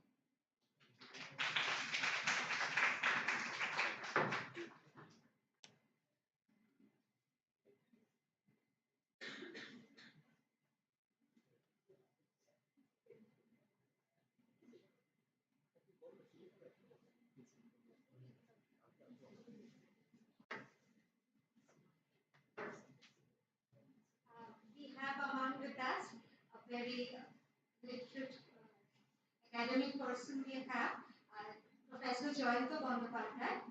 He was the Distinguished Fellow of the Observer Research Foundation, and he retired as the Professor in Center for Development and Environment Studies, Indian Institute of Management, Calcutta.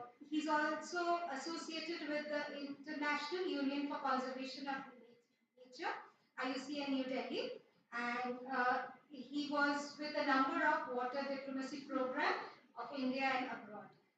So we welcome you to address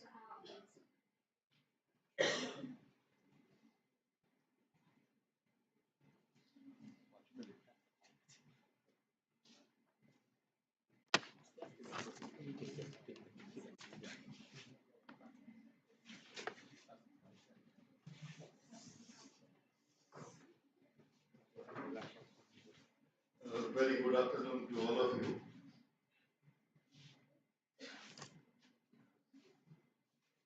I had no preparation to speak to you. I came here more at the invitation of Professor Kalyan Luthra, and also to see what things are, how things are shaping here in this college. So I have no long-term presentation, and I have retired 12 years back. I'm not from the Indian Institute of Management in Calcutta. I am not in the flow of lecturing, teaching, taking classes these days. So I cannot also say no to my very long-time friend, Professor Kalyan Luthra, as long as water will flow in Bhagirathi, probably our interaction will also continue. My work has been on the Himalayan rivers, but I will talk more about, I was thinking how I can fit my work with studies that have been presented here. Kuntala, when she was just finishing her teaching in Bardhaman, was working on Brahmaputra, on Damodar. And she came to my office asking what to do, how to approach. So this took me back to, say, late 90s, that Kuntala came and started working on various dimensions of geography in Damodar. But I am not talking about, I'll give you two good examples of two of my students doing their PhD. Not from IIM Calcutta, but one from the University of North Texas in Denton, and the other one from the Boston University in Boston. They work on women, they are women students, something in nothing to compare with the great presentations made earlier. I'll just say that something has come up. And one of my preconditions of students is that you must bring out a good quality book publication.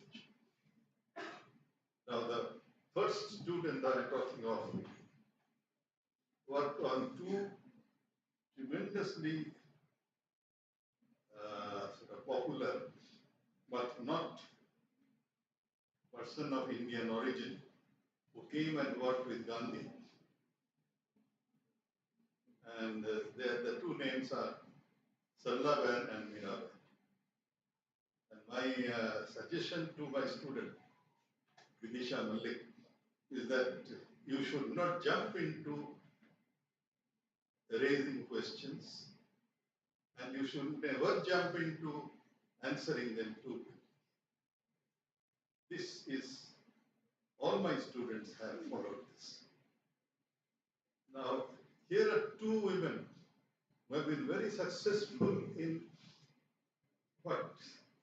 In the local Hindi term called Stri Shakti Jagaran. Stri Shakti Jagaran means empowerment of women. And Sallaban had been a very great pioneer of the Stri Shakti Jagaran. This book, published by Springer International and written by Vidisha Malik, I was a member of her PhD committee, gives you a 500-page report on what Sarla Behan and Mira Behan had wanted to do, what are the objectives, what are the difficulties, and how finally they, Sarla Behan passed away in Uttarakhand itself, Mira Behan passed away in Europe, but they had put their marks on empowerment of women in whatever way they found, they thought what doing. The second example is of a PhD student from the Boston University. She's also from a very illustrious family, granddaughter of Vijayalakshmi Pandit, but she doesn't use that connection at all. She did her PhD under me from Boston University. And I said, forget everything. If you want to do good work, go and live with women. 2 years, you stay there, they ask questions, then try to answer. And one very good series of papers, publications, book, Anjali Mehta brought out is that this particular area in Tehri Garhwal called Saklana, which is very well known for the commercialization of agriculture. Her question was that, are the women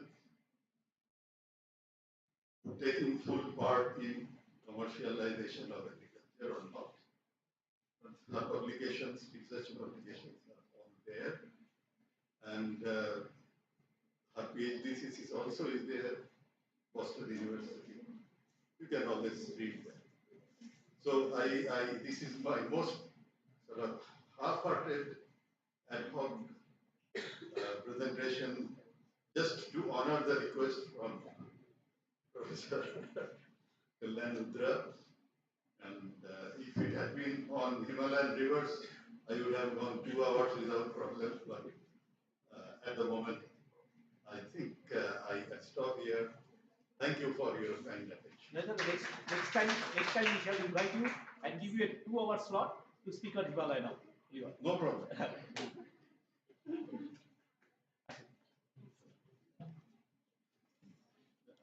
I have retired 12 years back, and I have problem with vision, and I have problem with structural problems with hip joints. So, in spite of that, you have kindly invited me, and I'm thanking you very much.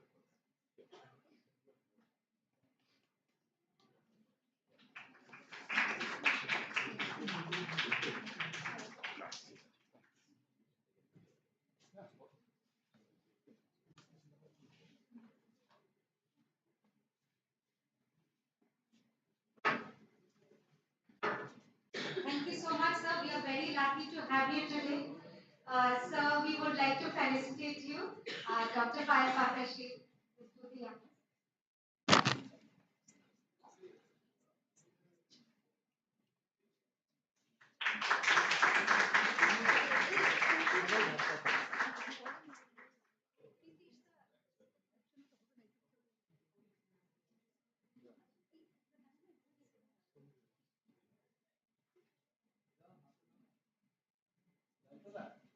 photo section miss করে গেছে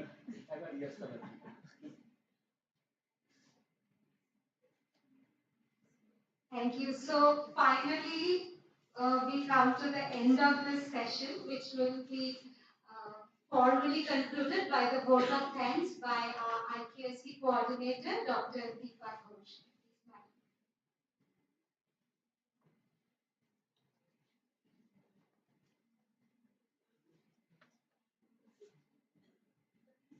Good afternoon, everyone.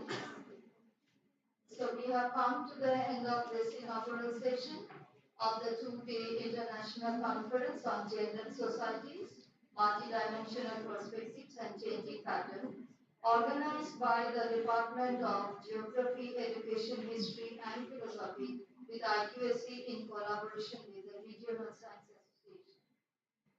On behalf of the college, the organizing committee, and everyone, particularly IQAC, I extend my heartfelt thanks to all the distinguished dignitaries, all the honorable guests present here.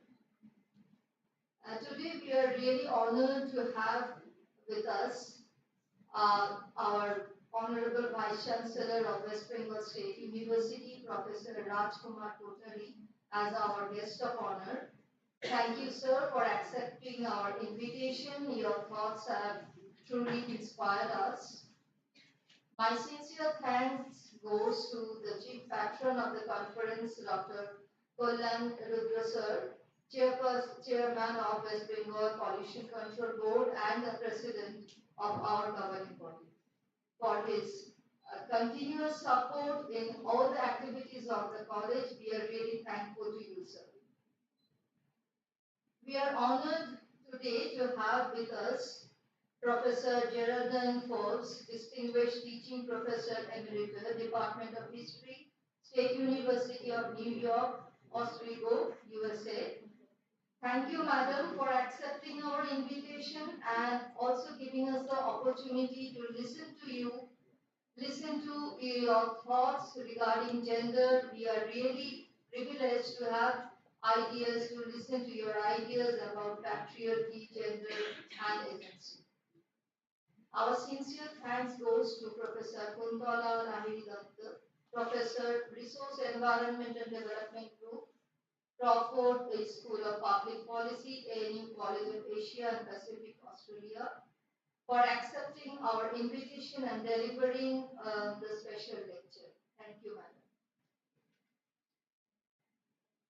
Our heartfelt thanks goes to Professor Shumana Bandyopadhyay, President, Regional Science Association, and Professor, Department of Geography, University of Calcutta. Thank you, madam, for accepting our proposal to be the collaborating partner in organizing the conference and for your support in organizing this conference. We are also thankful to Professor Jayanta Bandyopadhyay, retired professor, IIM Kolkata, who has graced the occasion. Thank you, sir.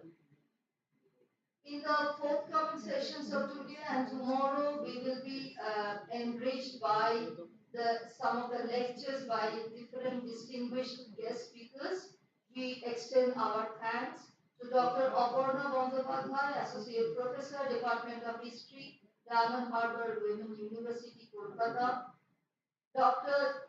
Shawnee Chakraborty Acharya, Assistant Professor, Department of Education, West Bengal State University.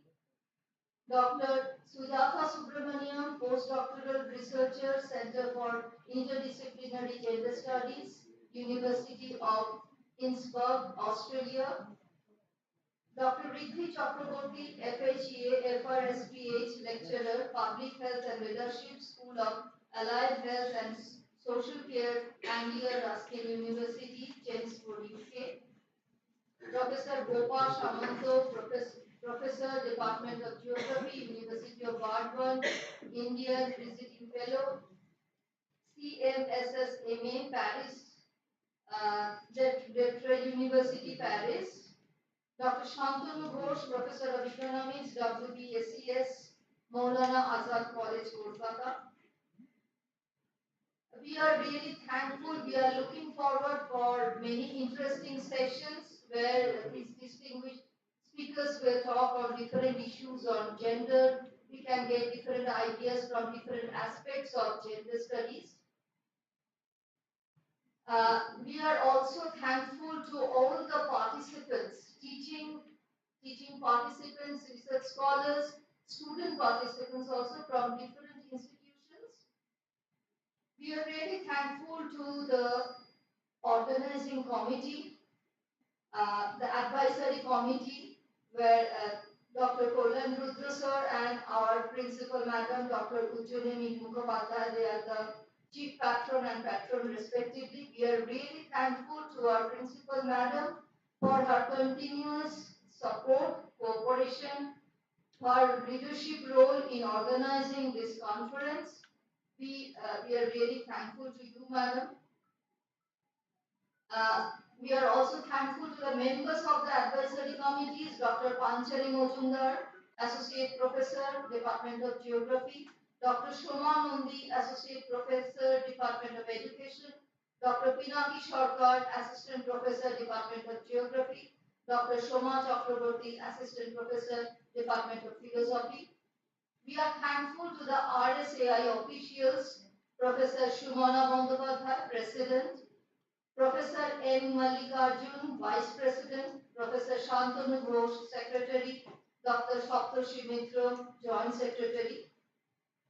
We are also thankful to the organizing committee members, the joint conveners, Dr. Anisha Haldar, Assistant Professor, Department of Geography, Shuporna Nath, Assistant Professor, Department of Education, Joint Organizing Secretaries, Dr. Vishwajit Nath, Assistant Professor, Department of Education, Dr. Payal Pakrashi, Assistant Professor, Department of Philosophy, Mr. Rajesh Vishwas, Assistant Professor, Department of History, Mr. Shujit Kumar Shashmon, Associate Professor, Department of History, and the members of the organizing committee, Mrs. Dorun Ghosh, Faculty, Department of Philosophy, Muhammad Quran Sheikh, Assistant Professor, Department of History, Mr. Darshana Mitro, Faculty History, Department of History, Mr. Rajarshi Dasgupta, Faculty Department of Geography, Mrs. Shubhasri Shimharoy, Faculty Department of Geography, Mrs. Chaitali Mondor, Faculty Department of Education, Mrs. Sriti Mondor, Faculty Department of Education, Technical Support Organizers, Mr. Atanu Datta Khan, Faculty Department of Computer Science, the Technical Support Group team, which include Mr. Shubhendu Singh, staff of our college, and Mr. Vikash Modok, staff of this college. We are also thankful to all the distinguished personalities who have agreed to chair the sessions where the papers will be presented. We are thankful to each one of them. We are also thankful to all the teaching and non-teaching members of this college, entire group of this college, for whose support, continuous support are definitely, without their support it was almost impossible to conduct this event.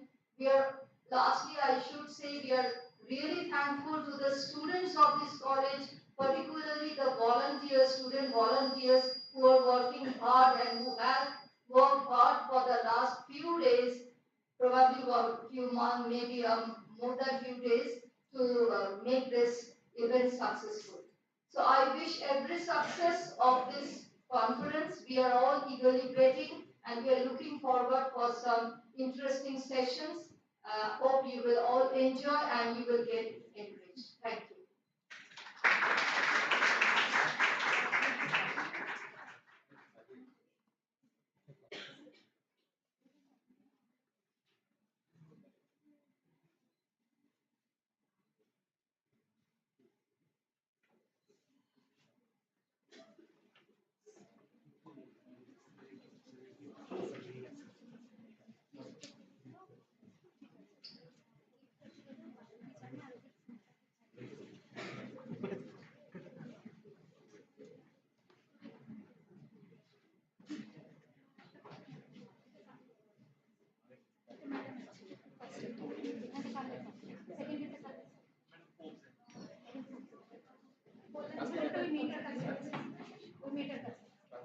Fine.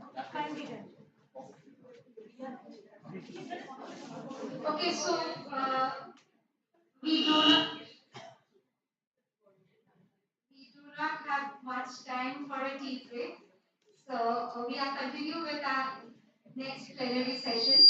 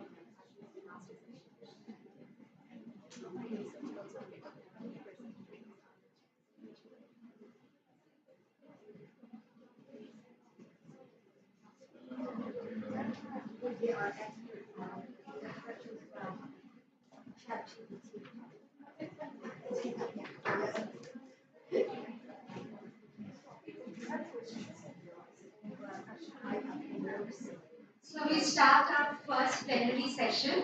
It will be chaired by Professor Geraldine Ford, and we have three speakers in this session. He will be introduced by our chairperson, Madam. So I welcome Professor Aparna Bandyopadhyay Madam to come to the dais. Dr. Shamali Acharya Chakraborty Madam, please.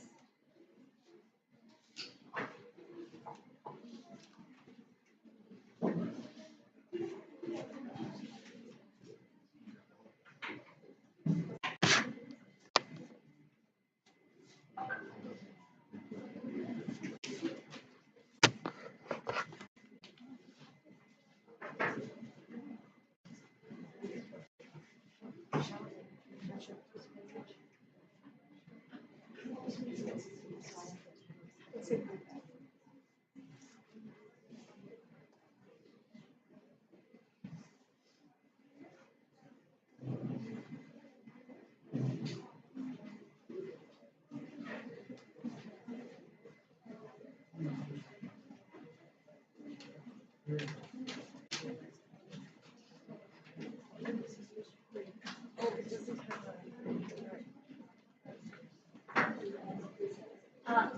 afternoon. Good afternoon. Welcome to the second session. We have three very interesting speakers, and I love the fact that we're doing this, including speakers who can be with us through Zoom. So, COVID brought us a world that was nothing more than screens and Zoom. And it was such a pleasure to again be with people. Aparna and I communicated on screens quite a bit for a while. Now it's lovely to be in person, but I am delighted that it makes it possible for you to have speakers who are not here. Right, so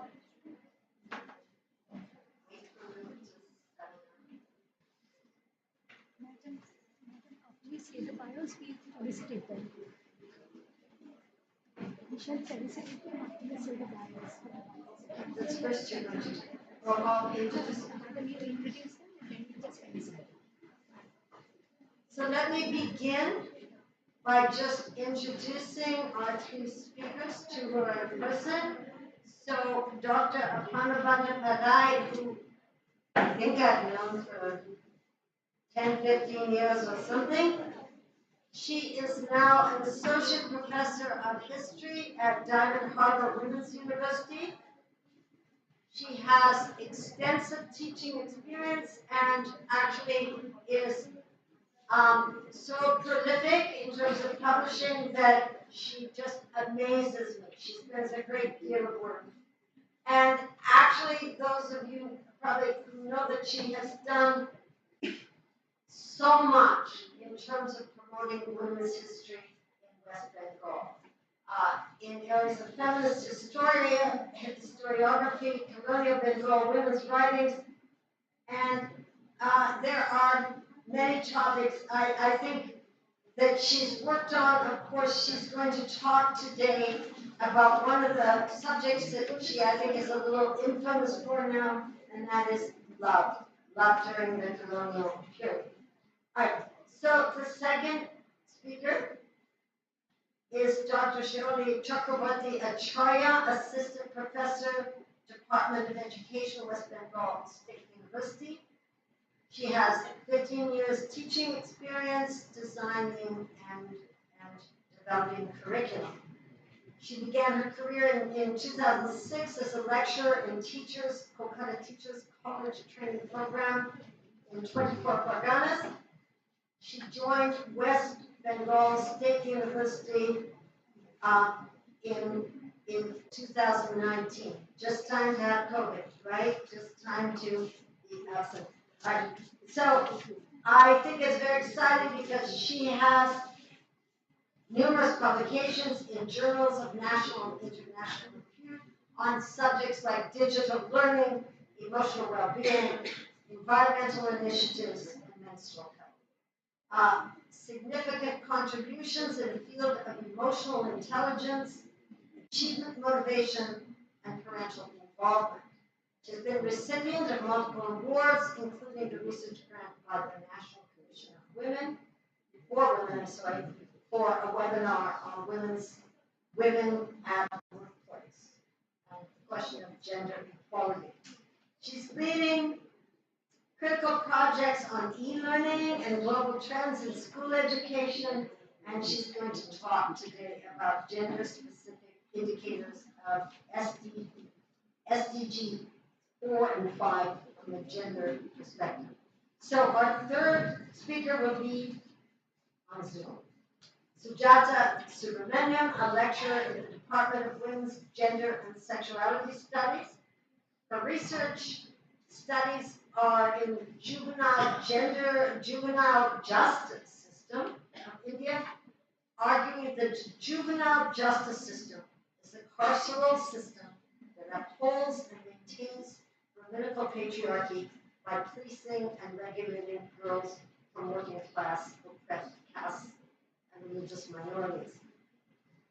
Her work has been published, such as Women's Studies in Communication, Feminist Media Studies, the Journal of Feminist Studies, Religion and Economic and Political Weekly.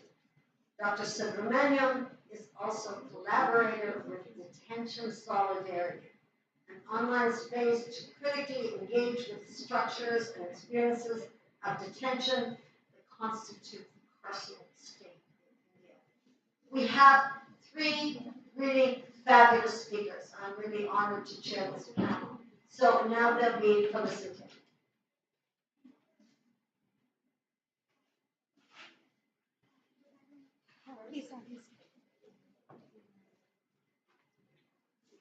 We felicitate Dr. Aparna Bandyopadhyay.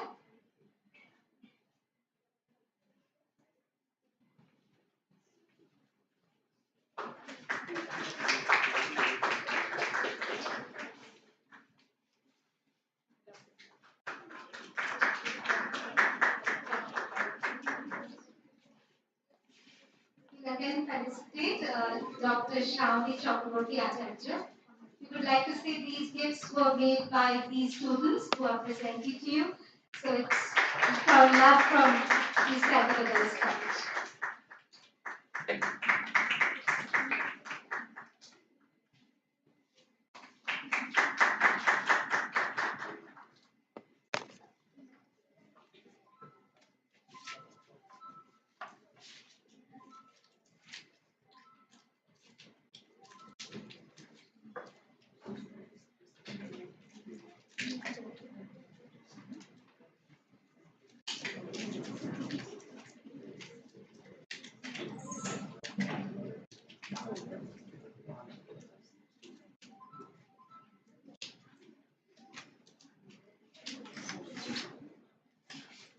May we call upon Dr. Aparna Bandyopadhyay.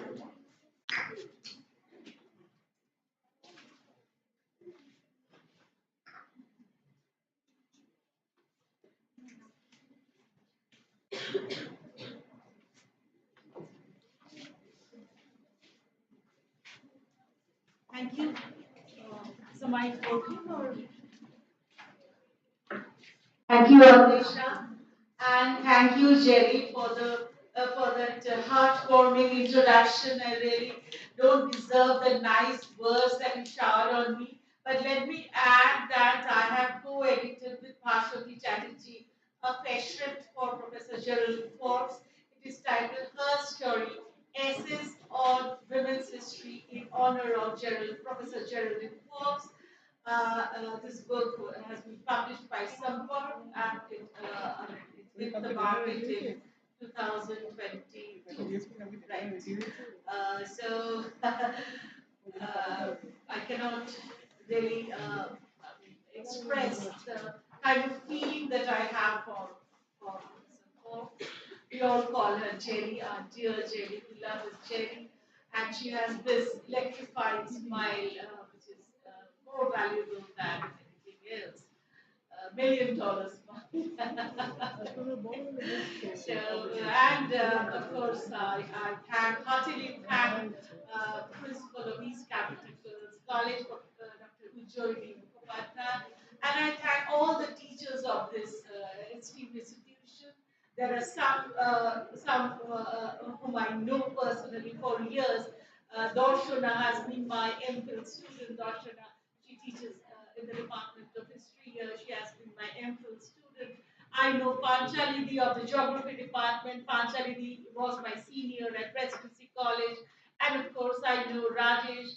So we are actually a big, big community, big academic community. And of course, among the paper presenters, there are several I know very closely.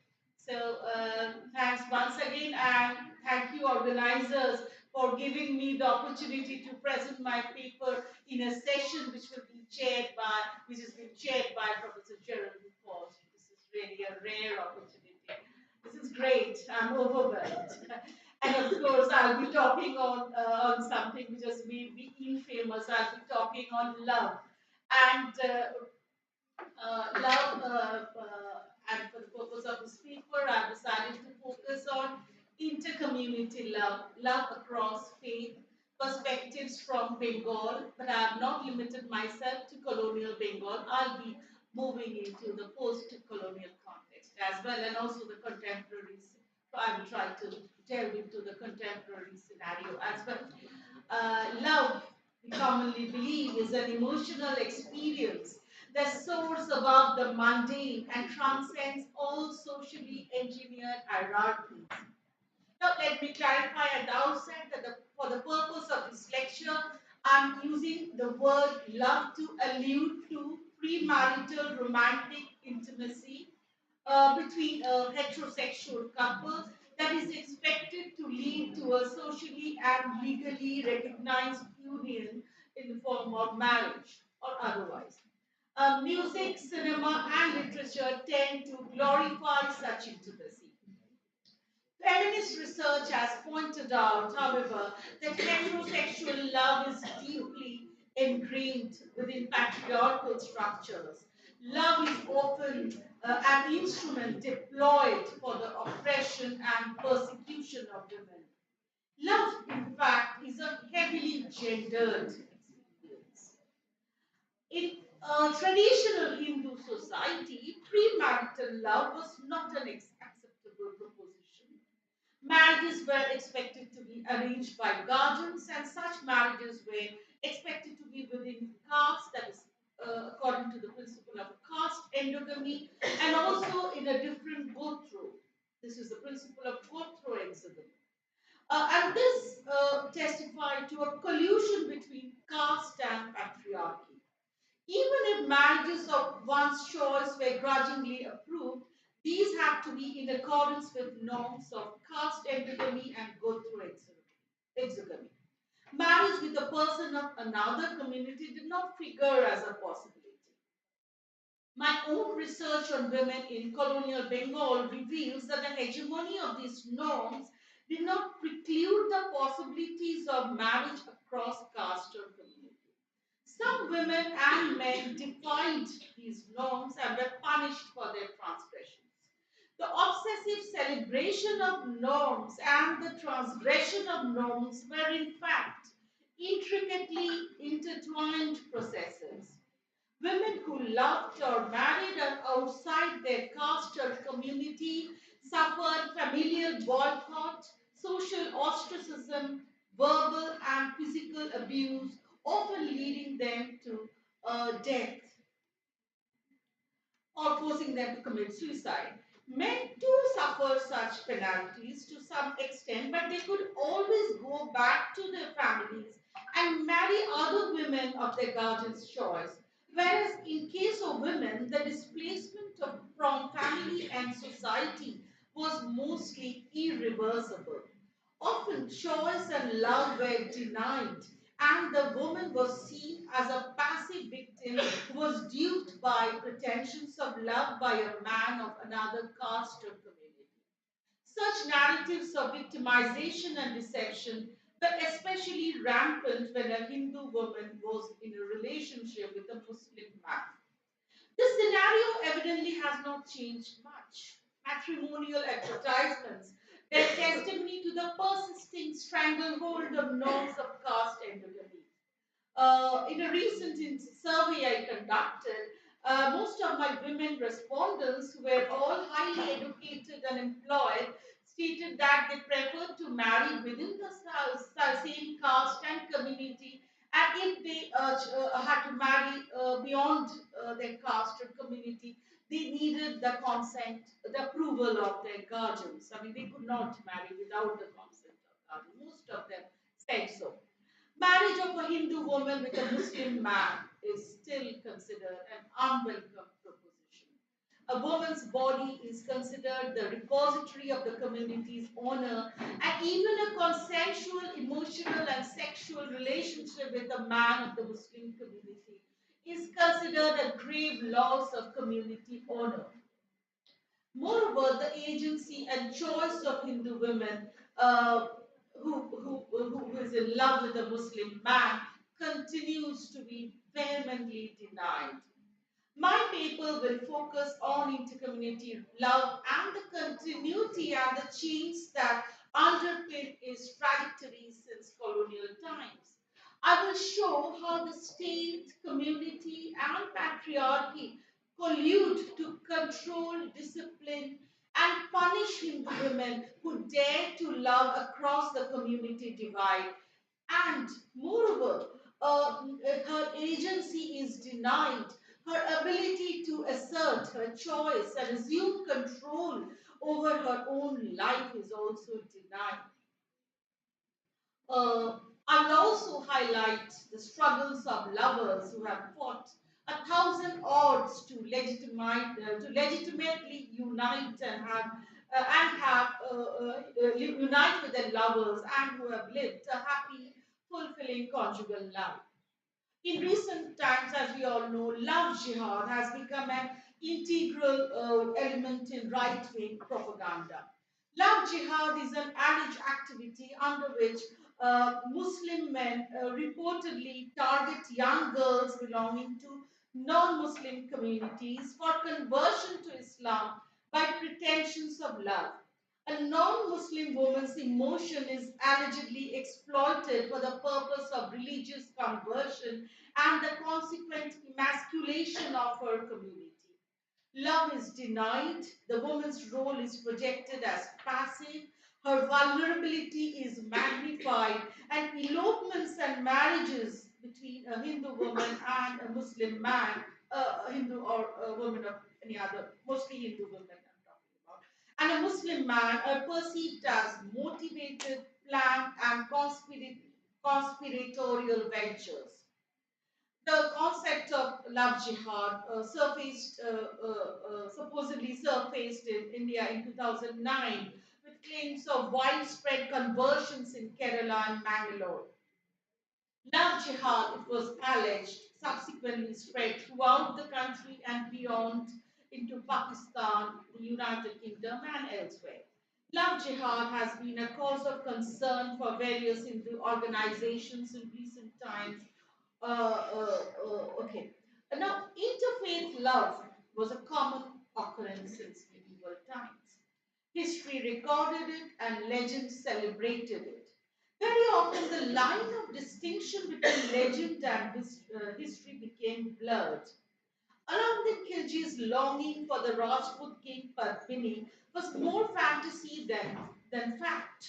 The supposed romance between Akbar and Jodhabai has inspired present-day makers of films and television serials. It is another claim that historians have proof to claim, had enough proof to claim that Jodhabai was actually married to Prince Salim, that's Jahangir, and not his father Akbar. Now, in early 20th century Bengal, the steady escalation of mistrust, ill feeling, and animosity between the Hindu and Muslim communities coincided with numerous incidents of inter-community romance, marriage, and elopement. Most of these intercommunity marriages provoke severe familial backlash, adverse media reports, and communal crossfire, and incidents of elopement tended to be appropriated within discourses of communal conspiracy and violence. A process quite similar to the recent tendency to subsume interfaith romance within the rhetoric of love jihad. Love affairs between Hindu girls and Muslim men tended to be criminalized in contemporary press reports and also by the judiciary. Now, since the 1920s, newspapers like the Anandabajar Potrika and the Amritobajar Potrika carried regular reports of kidnapping, abduction, or rape of Hindu women by Muslims in the Muslim majority districts of East Bengal, and also the subsequent legal suits were also reported in these newspapers. The usual terms used to describe such incidents in Bengali were opohoron, nirjaton, and potitona. The authenticity of these gruesome tales of violence against women was, however, not beyond doubt. There are reasons to believe that these reports falsified reality. as Shomita Shen points out, there was a general increase in the number of cases in kidnapping and abduction in the late 1920s, but there is little statistical or any other evidence to show that the incidence of molestation of Hindu women by Muslim men was significantly higher than molestation of women within these communities. There are other ways in which these reports falsified reality. Even when a Hindu woman actually left home with a Muslim man on her free will, the media tried to give it the character of abduction. Her family's version of the incident reaffirmed such denial of choice and agency, and the judiciary confirmed it by declaring the Muslim lover guilty of a criminal offense. For instance, the Anandabhajar Potrika reported on 4th April 1928 that a widow named Hormoni was abducted by two Muslims. Hormoni testified that she had left home on her own will, but Hormoni's brother claimed that she had been pressurized to say so by her abductors. In some cases, the woman herself depicted her lover as aggressor, possibly under familial pressure. Now, the blurring of distinction between abduction and elopement was even more clearly manifested in the Shobana abduction case, which hit the headlines of the Anandabajar Potrika and the Amrito Bajar Potrika in 1929. I mean, regular reports would come up in these newspapers in this year. I mean, it continued for several months. The lawsuits that this particular case involved. Now, Shobana was a 14-year-old Hindu girl. She was the daughter of a famous lawyer of Borishal. She eloped with one man called Muhyiddin. Evidently, he was an educated man. He was the brother-in-law of the deputy magistrate of the same town. They left home after a prolonged period of courtship that involved sacred rendezvous, exchange of love letters and gifts. They moved from one place to another, identifying themselves as a married couple. They were eventually captured by the police, and Mahi was tried in court on charges of abduction and rape. The judiciary found Mahi guilty of abduction, even though there were clear indicators of a prolonged romantic engagement prior to elopement. Unfortunately, the girl herself tended to portray herself as a passive victim of male lust, heavily under familial pressure. The inconsistencies in her statement to the court were chosen to be overlooked by the judiciary. Now, this Shobana Horon Mamla, as it was called, the element of love story was very clear. I mean, this was, according to one scholar named Pradeep Kumar Dotto, this was a nice story belonging to the genre of Lola Majnu tale. And, but this love story was rewritten in terms of an abductor-victim binary, and a question of choice was converted into a situation of compulsion. Now let me move on to the post-partition context. Now, when the colonial rulers arbitrarily bifurcated the Indian subcontinent, love was definitely one of the biggest casualties. The embitterment of relations between the Muslim and Hindu communities separated many lovers who had been drawn to each other across the community divide, or at least made their prospects of marital union bleak. Now, Hindu young women who had to migrate to India often left behind their lovers, never to meet again. Now, what happened to couples who continued to stay in East Bengal, then Pakistan? Their romance probably met with diverse kinds of fate. I mean, some lover couples were perforce separated by their respective families. At times, they were subject to honor killings. At times, they eloped, married secretly, or relocated to India or elsewhere. Now, the theory of love jihad gained currency in a different form in these troubled times of the partition. Of course, the term love jihad was not in currency at that time. But, I mean, the kind of conspiracy theory was very much rampant at that time. It was widely believed that Muslim men seduced Hindu women and married them by force or guile, and these acts were intended to weaken and malign the Hindu community and take revenge on the Hindus. Now, there's a very interesting autobiography by one Santosh Devnath. It's called Desh Poravash. I call it interesting because he seems to be an archetypal proponent of the love jihad theory in the context of post-partition Bengal. Now he writes that Hindu girls were not allowed to come out of their houses because their families lived under the constant fear that Muslim men would seduce their daughters and marry them.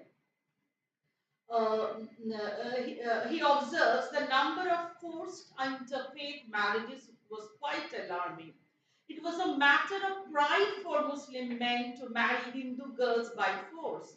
And Hindu girls, too, according to Devnath, were very free. They would elope with Muslim men at the earliest opportunity. Now, he's given several examples of these Hindu women who eloped with Muslim men. Well, and most of them, some of them had eventually denied that they had eloped on their free will, and some had, some had concocted this narrative of abduction and kidnapping. And Santosh further observes that there were much fewer instances of Hindu women falling in, Hindu men falling in love with Muslim girls and marrying them. The few who did had to convert to Islam. Now, I got this very painful anecdote from Monikuntala Sen's Shediনের Kotha. Monikuntala Sen recounts the pathetic story of a Hindu girl in the rescue home set up in that they had set up in Chandpur, Bangladesh. Now, Monikuntala and her friend Maya Lahiri were in charge of this home. A Hindu girl, a child widow, was in love with a Muslim man. He happened to be her brother's friend. Her brother was not averse to the union. She requested, this girl repeatedly requested the authorities that they write to her brother to take her back. But there was a huge furor in Hindu circles. Hindu fanatics threatened that the girl deserved to be killed and thrown into the river.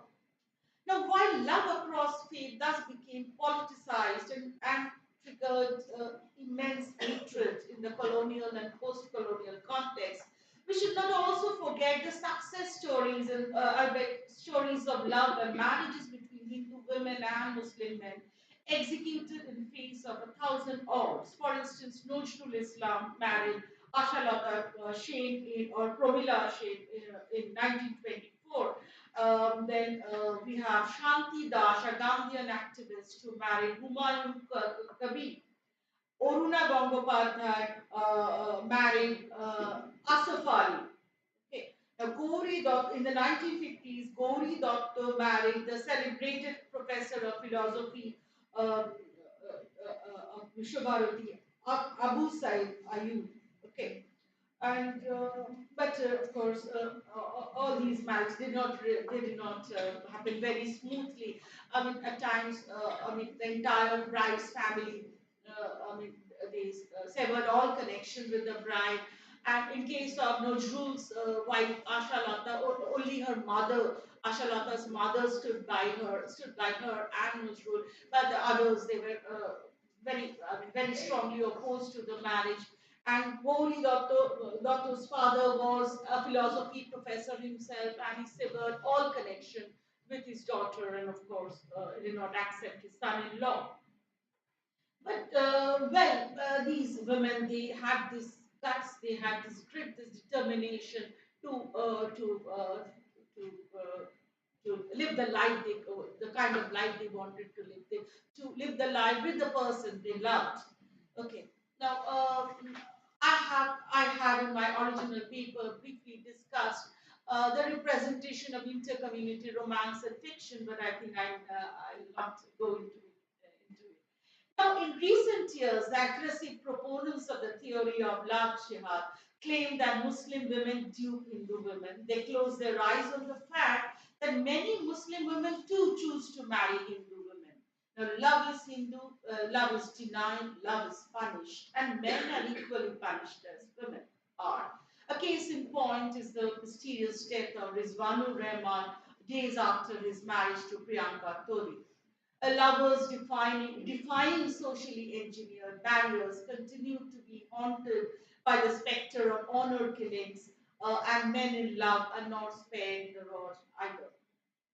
Now, in order to gauge the acceptability of interfaith marriage in the district of South 24 Parganas, where my university is located, I asked my students to share anecdotes of interfaith romance and marriage occurring in their families or in their circle of acquaintances. And most of my students are residents of South 24 Parganas. Now, on the basis of their narratives, it appears that Hindu-Muslim marital union remains as unacceptable proposition in this district as it was a few decades back. Hindu girls with married Muslim women and vice versa have not been accepted by their respective families and have remained ostracized even after the birth of their children. Most lover couples have had to elope because their families were hostile to the idea of a social marriage. Now, I've got some very interesting anecdotes from my students, but well, I refrain from elaborating them. Now, again, I personally know many interfaith couples who are happily pulling through. I mean, of course, there are several of them who are, who are in this academic community, who are members, very stalwarts of this academic community. I'll not name them, but they are around us and they are happily married.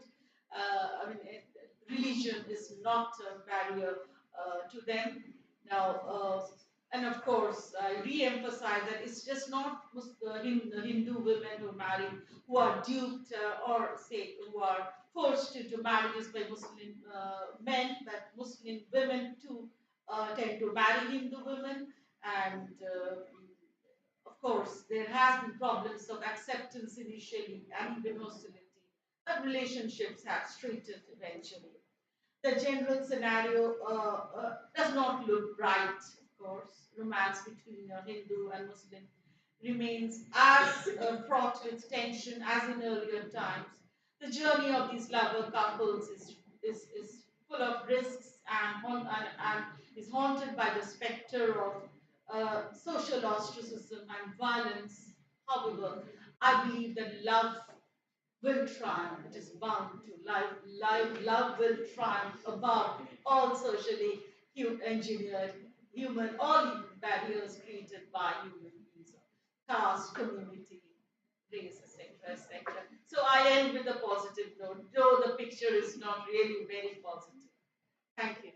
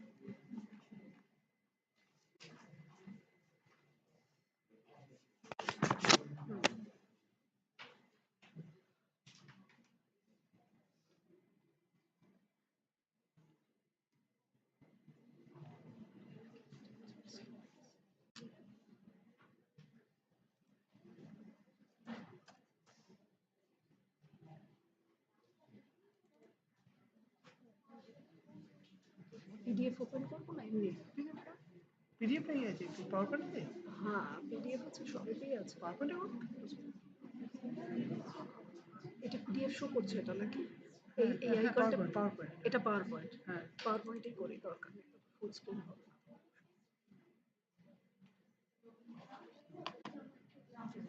PDF skip করে দিই Google মিটে চলছে তো আমি কিন্তু ওখান থেকে হ্যাঁ কোথায় দিব আমি চাইতে যাচ্ছি এটা দিয়েছে আগে পিছু এটা হচ্ছে point.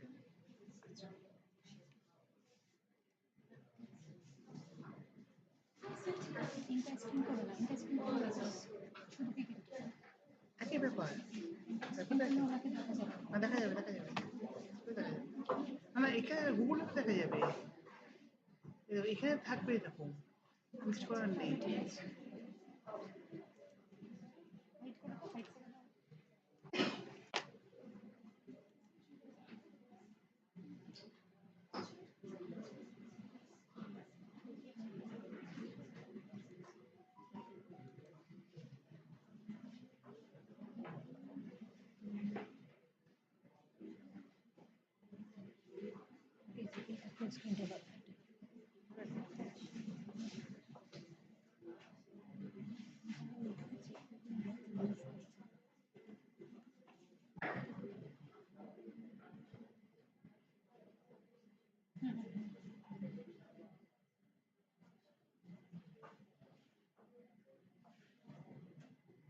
Good afternoon, everyone.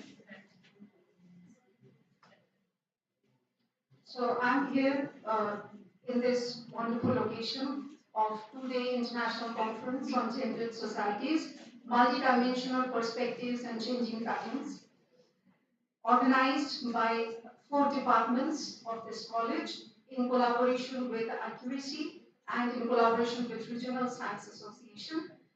And the most wonderful that I find in this seminar conference is the multidimensional perspectives with a collaboration of 4 departments. Only philosophy is not from the social science part.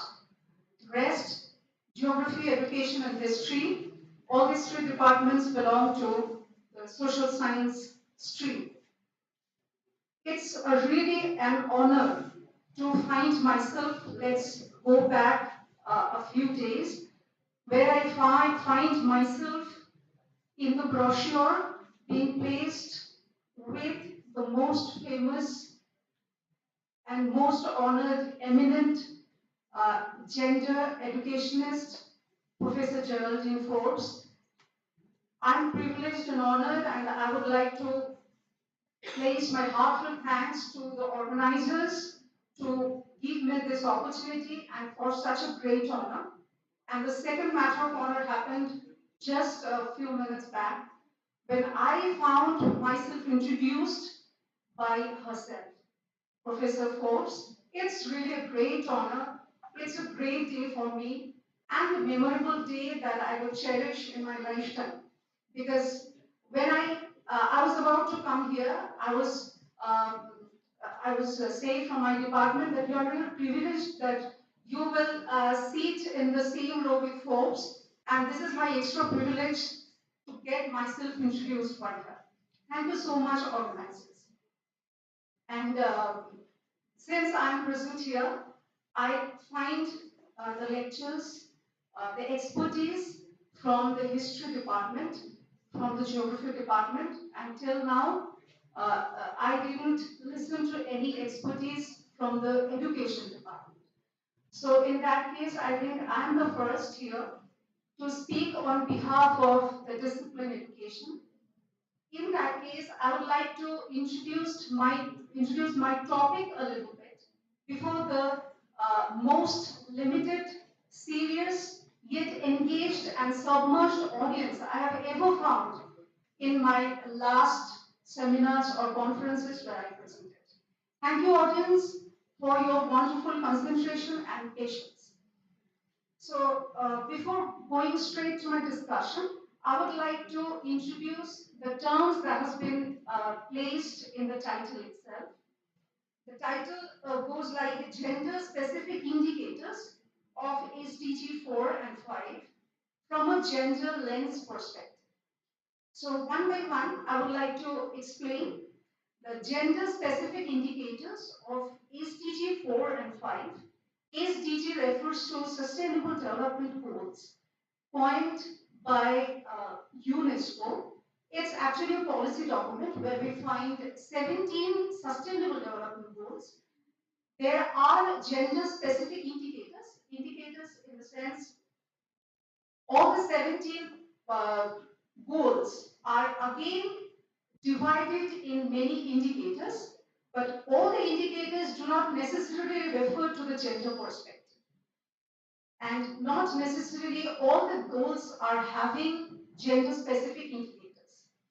But other than SDG 4 and 5, there are many goals which are having gender specific indicators, but it is not possible to highlight on all of these gender specific indicators of all these goals which are having gender specific indicators. I have just chosen SDG 4 and 5 for today's discussion. Though I think I will not be able to be quite wise in discussing all the specific indicators because there are a lot. Anyway, still there are certain gender specific indicators who are talking about the gender roles or the gender deprivation and gender lens perspective that I will be discussing in my later slides.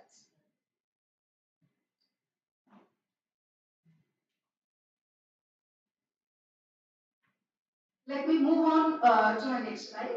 So just to introduce the topic, we are currently just running halfway to the Sustainable Development Goals, which are yet to be completed or be reached by 2030, as said by or coined by the policy document itself for the Sustainable Development Goals, which aims to achieve gender equality and empower women and girls.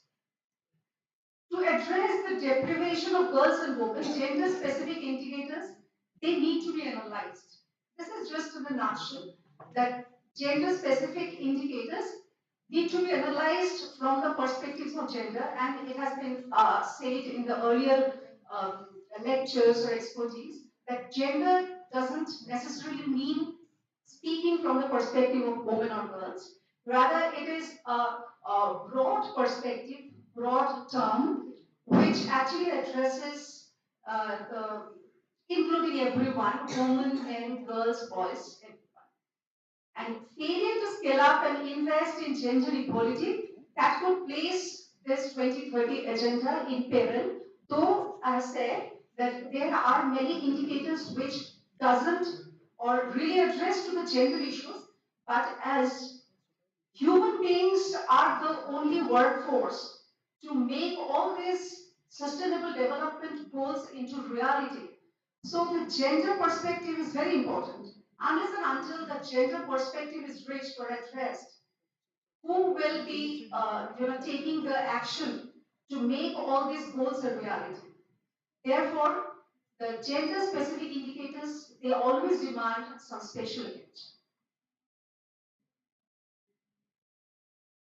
Here is just a snapshot of the 17 Sustainable Development Goals. This is readily available in the website. So I have chosen here the 4 and the 5, which is quality education. Number 4 SDG is the quality education. And number 5 is the gender equality. So here I try to find out or rather distinguish the very commonplace and easy to, it's difficult to differentiate between these ideas or these terms like gender, gender equality and gender lens. So gender, as we all know, that it is the role prescribed by the society assigned to men and women. Gender equality generally speaks of the rights. When we speak about equality, we actually speak of the rights of human beings. This is my right, I demand equal position, or he or she demands equal position. And gender lens is absolutely a perspective of looking into the gender issues. And let me say, or rather, let me make it more clear that gender lens perspective is having several perspectives or several theories backed up in it. I would like to concentrate, or my this discussion will focus especially from the feminist perspective of gender lens approach. And the feminist perspective usually looks at the deprivation of women, deprivation of girls, deprivation of the dropout girls rather, as because I'm from the education perspective. I'm always focusing on the education sector, academic sector, right from the very beginning, early childhood education, to the topmost part, to the research, higher education, so on and so forth. So the perspective, feminist perspective of gender lens approach will be the special focus of this discussion, and looking into the gender specific indicators of SDG 4 and 5.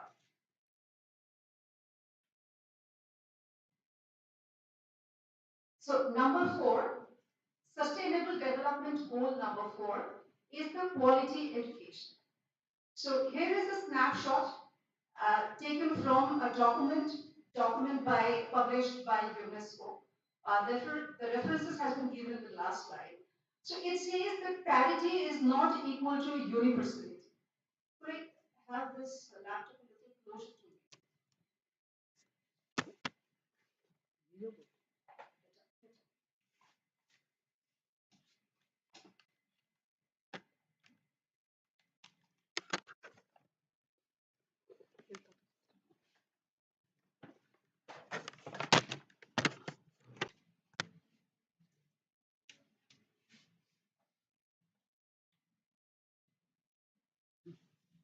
So parity is not equal to universality. That is, in the aggregate, girls have surpassed boys in school completion across all levels of education, but completion rates remain below 100. And this is a data, absolutely a data. Only 60% of girls have completed schooling at the upper secondary level compared to 57% of boys.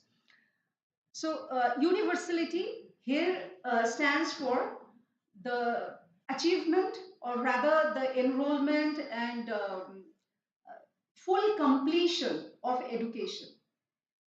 And there might a question arise that what do we actually mean by the completion of education? Means what could be the stage which we could denote as the completion? Means some may find that after my primary education is over with me, I would consider it as my full education. Some might consider, no, higher education is very important. Means I should be a graduate to be called as an educated person.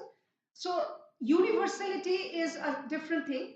Different thing in the sense we actually follow the rules and the set of conducts as set either by UNESCO or by the national standards of different countries. They set the conditions of universality of education. So there is always a parity which is not equal to the universality, and data shows that.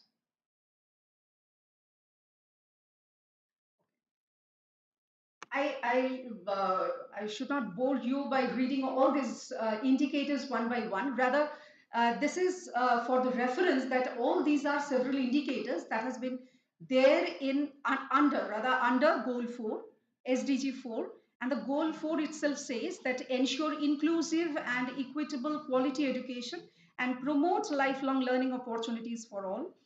And among or within goal 4, there are 8 gender specific indicators. There are many indicators, but 8 indicators are there which exactly or absolutely speak of gender roles involved in it. So you could just have a glance on these indicators. They talk about the primary education.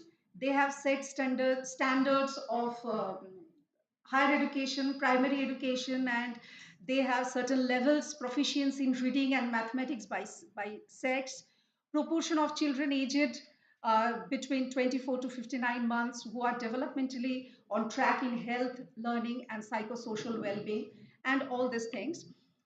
And at the final part of this slide, in the red marked portion, it has been tried to find out that how we could reach this gender specific goals, or rather how we could address this gender specific indicators.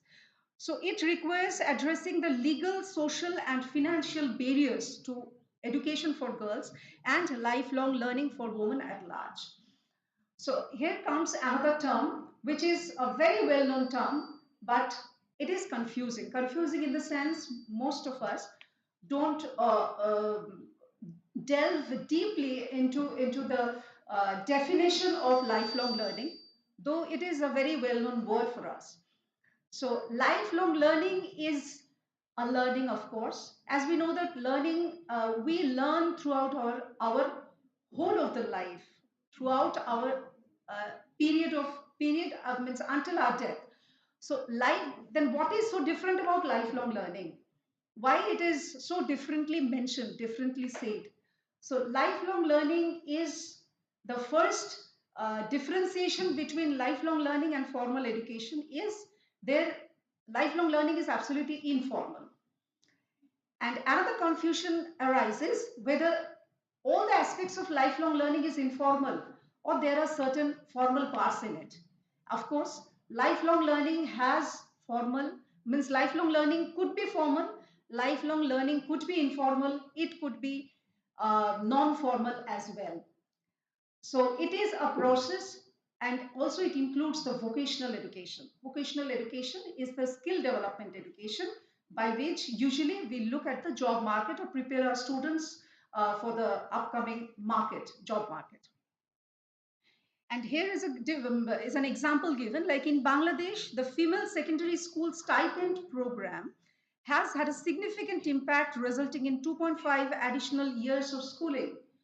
So this is surprising data which says that this is informal and unusual as well.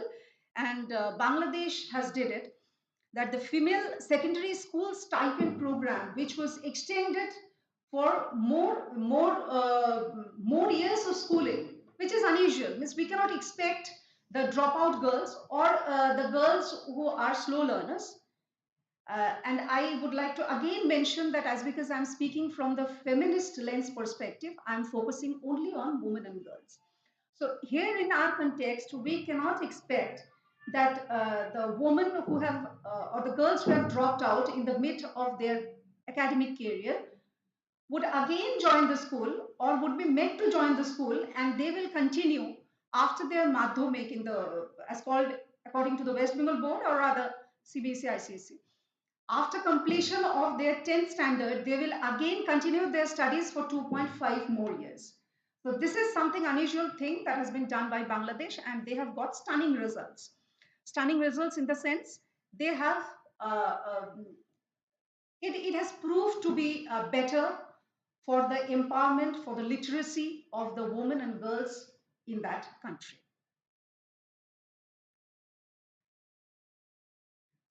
Now coming to the fifth goal, that is the gender equality. It is an SDG stimulus targeted at gender equality, which is the main keynote of which is to transform into a better being. As it is talking about the gender, absolutely the gender equality. It is looking or targeted for the transformational change. And an additional $360 billion. Means now coming to the worry part, I should say, per year is needed to achieve the gender equality and women's empowerment across key global goals. So there is a depreciation. There is a scarcity of fund which has been noted by UNESCO itself, and this is a very recent report published in 2023 only, which says that there is a dearth of $360 billion to reach this targeted goal. And also to mention that poverty and hunger is a big barrier to achieve this goal, even the gender equality goal. It further says, that document further says, strong legal frameworks can promote positive change. So as we all know that looking into our country context, let me cite some examples from the real world where we find domestic violence, where we find intentional stopping of girls for going to school, where we find early marriages, where we find gender biasness, so much prevalent still in our society.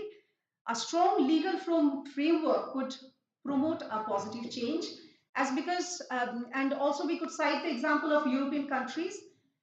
If we get the opportunity or my very junior fellows, scholars or students sitting over here, if you have a visit to, means we are always having a very, a good or utopian idea, that a rather fantasized idea of European countries, that there is no gender biasness at all in the European countries.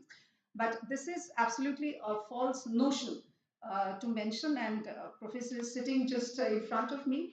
She would also, agree with my notion. So this is a global scenario, and the how then the European women have come so forward in their professional life, in their academic career, because of the laws, because of their strong human rights, because of their voices, because of their protests, because of their protection acts. So legal framework is very necessary. So despite progress, 55% of countries still lack laws in all key areas of gender equality. This is a global scenario. At the current rate of progress, the next generation of women will still spend on average 22.3 more hours per day on unpaid work and domestic work than men. So this is a severe attack on the empowerment of women, where we simply find that yes, this woman is working. Yeah, this girl is working. She has started a job. Sometimes we say that, oh, it's so nice to find your girl that just after completing her bachelor's degree, she has got a job. But we never go deeper into it, that how much she is paid, or is she is given the equal status of his male counterpart, or his male office partner, male office colleague, or there is any, besides stipend or besides the salary, there is also another part that is called the professional environment. How is she feeling there? Is there any question of humiliation there? Is there any gender biasness that she is always, getting in touch with, or rather different other kinds of deprivations are there? Many kinds of deprivations are there. And on a global scale, the presentation of women in positions of power is dishearteningly low, with women holding just 26.7 seats in the parliament. Here they are talking about the leadership positions of women, where they are just having very limited, very less, even just having a quarter part, the quarter seats in the parliament, 35.5% in local government, and 28.2 of management positions in the workplace. So in the leadership positions, women are still lying low, at very low positions. At this critical midpoint, none of goal 5 indicators is at target met or almost met. So we cannot even say that the gender indicators of goal 5, even it is almost met, it is yet to be almost met. It's lying in that position still. A mere 2 are close to the target, 8 are at a moderate distance to target. Means these are all the outcomes of the study of that policy report. As there are many indicators, many gender specific indicators, they are saying that 2 are close to the target, 2 of these indicators, 8 are at a moderate distance to target, and 4 are far or very far from the target. And slight improvement has been noticed in the last 5 years. This is also a positive note from the policy document side.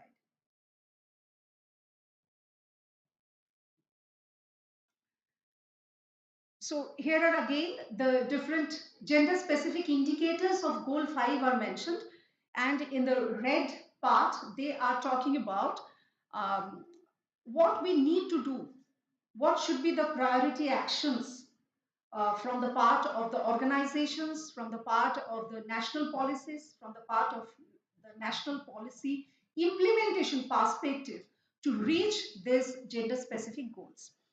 So I think I should not go in detailed discussion of all this gender specific goals and indicators.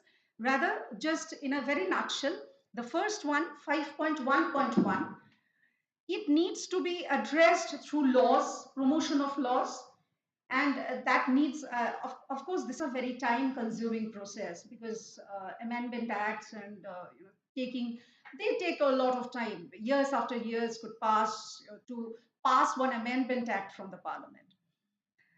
5.2 means 5.2, it is further divided into 5.2.1 and 5.2.2.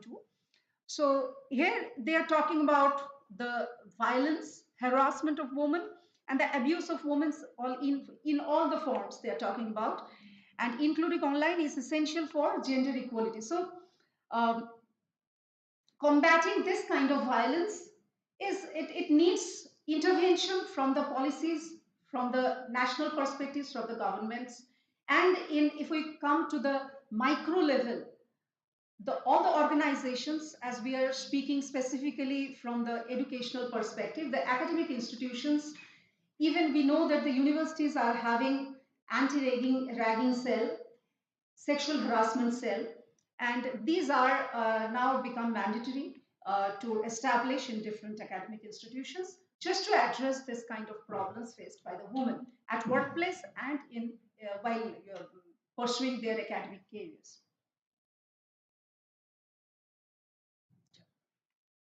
5.3, this is the problem of early marriage. Yeah. Okay.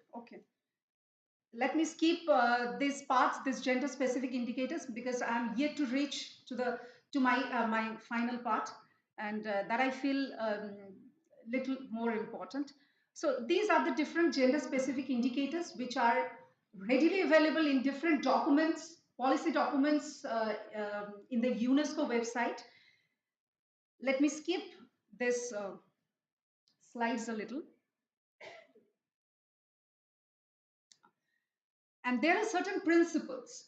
This is also, the source is given here: empowering women, building sustainable assets, strengthening the depth of gender lens, investing across. This is a document by UN Women, and very recent, 2024.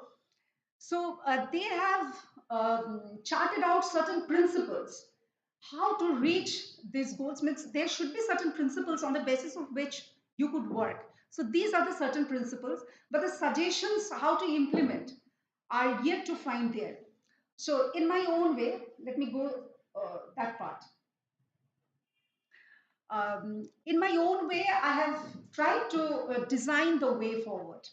So I have tried to raise certain questions. Number one, designing a way beyond formal education. Could we think of addressing all these problems, deprivations of women and girls,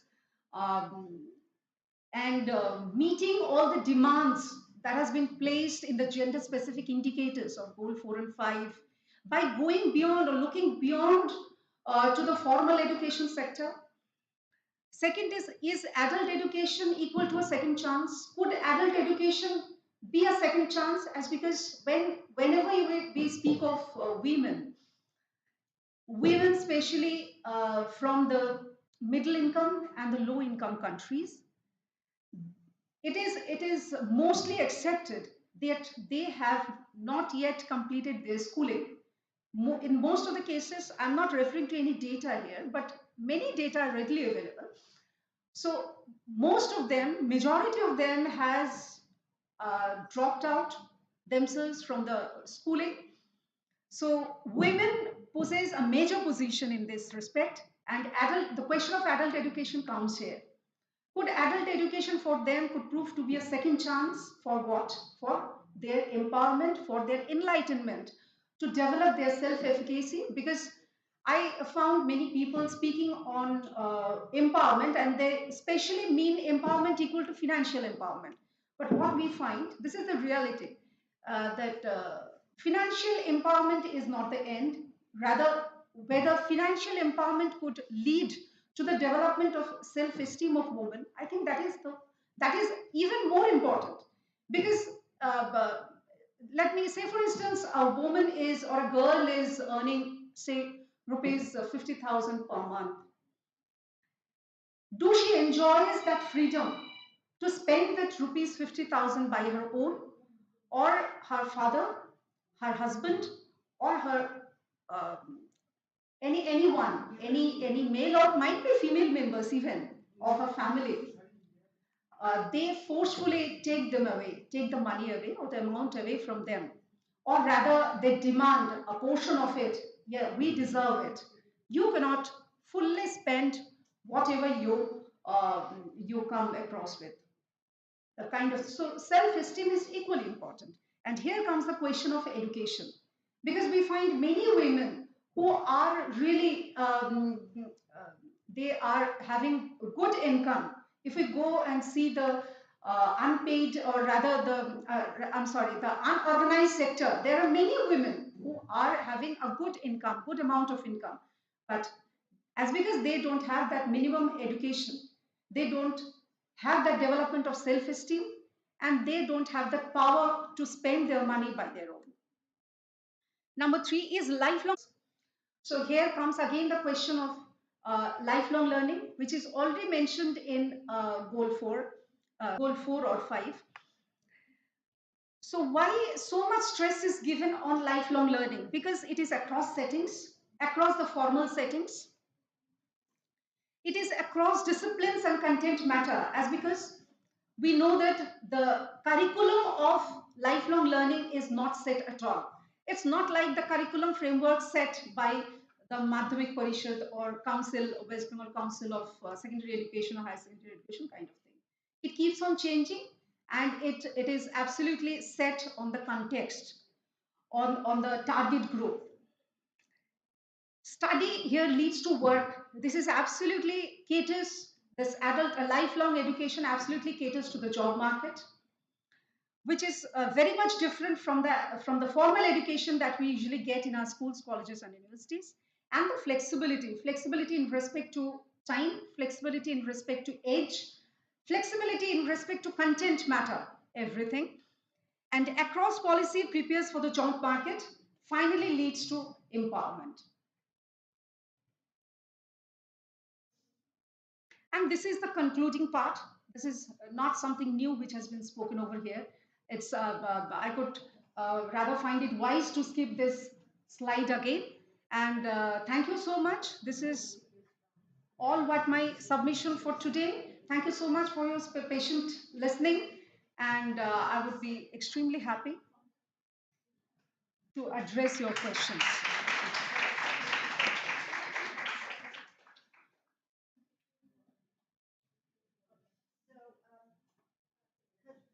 We have to have the technicians set up the next speaker. Thank you so much.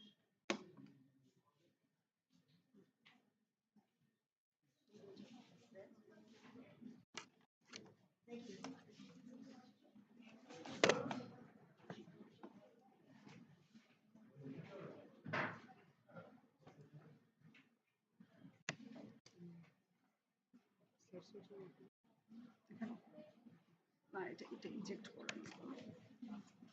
Since we get it set up,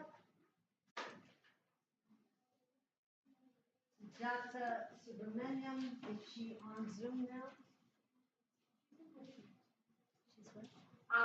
Yes, I am. I don't know if I'm audible. আপনি reject করেন কি করে অনেকগুলো file খোলা আছে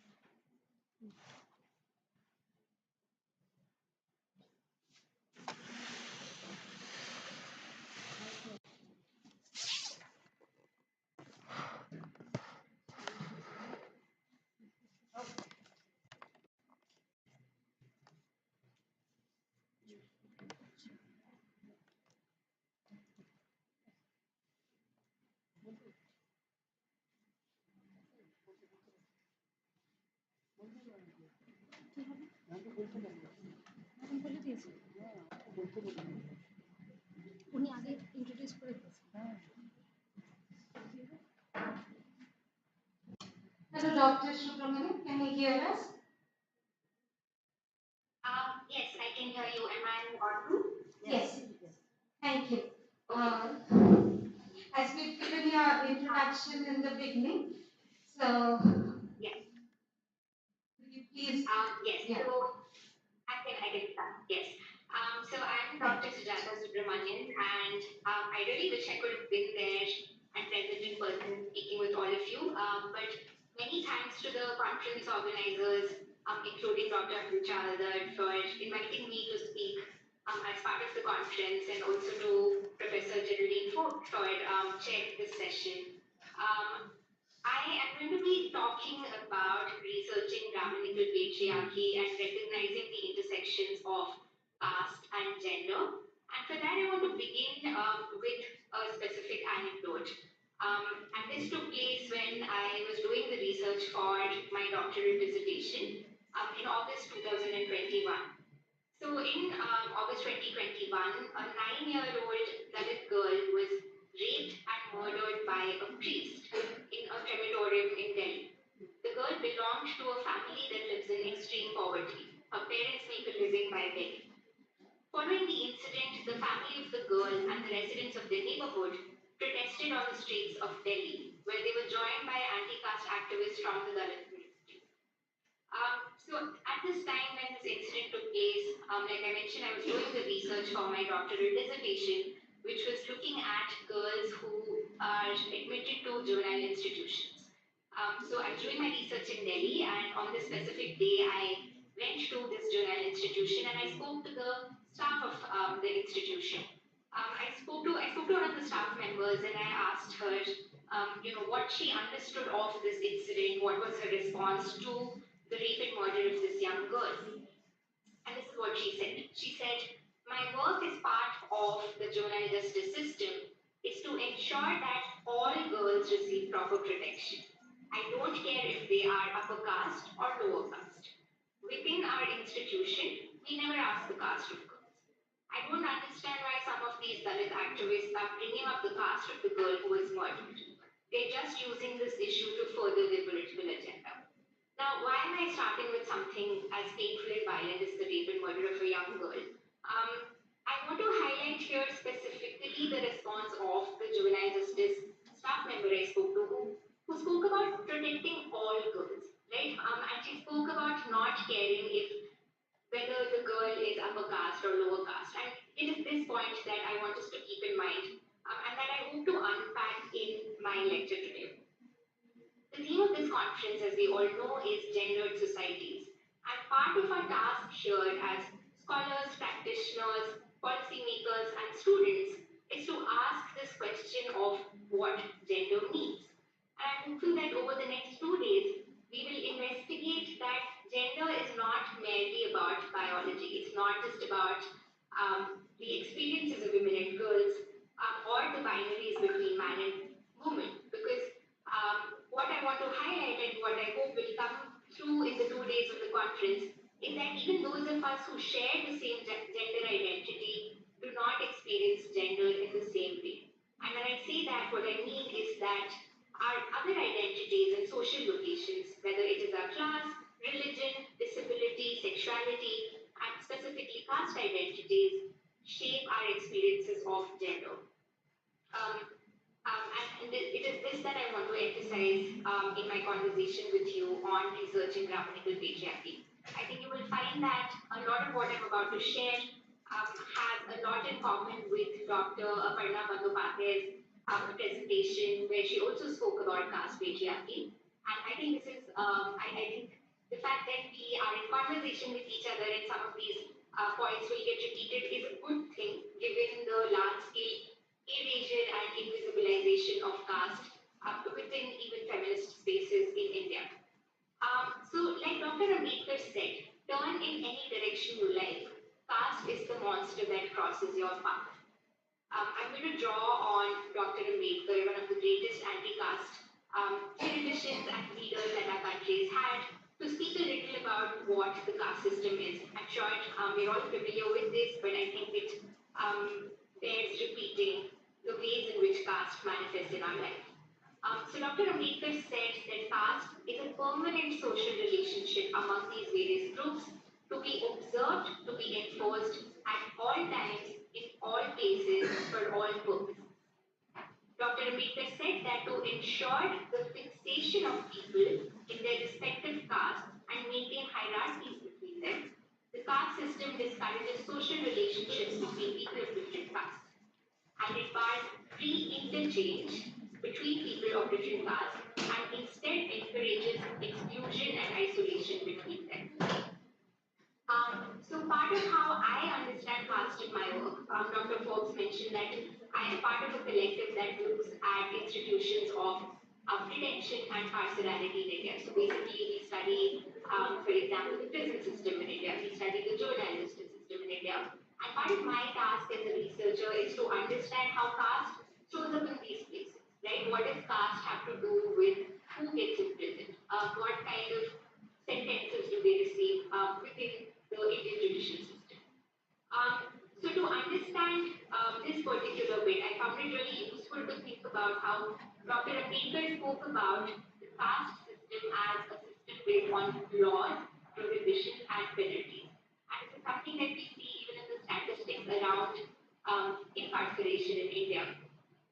So according to the Prison Statistics India 2018 report, and this is a report that is released by the Government of India, 2/3 of prisoners in Indian jails are Dalits, Adivasis, and from other backward classes. 19% of all incarcerated people are Muslims, and 66% of all of them are either illiterate or have not studied beyond class 10. Research has also shown that within India's legal system, the death penalty is most often awarded to the poorest and the most marginalized sections of Indian society. A report by Project 3019 found that 74% of those sentenced to death in India are economically vulnerable according to their occupation.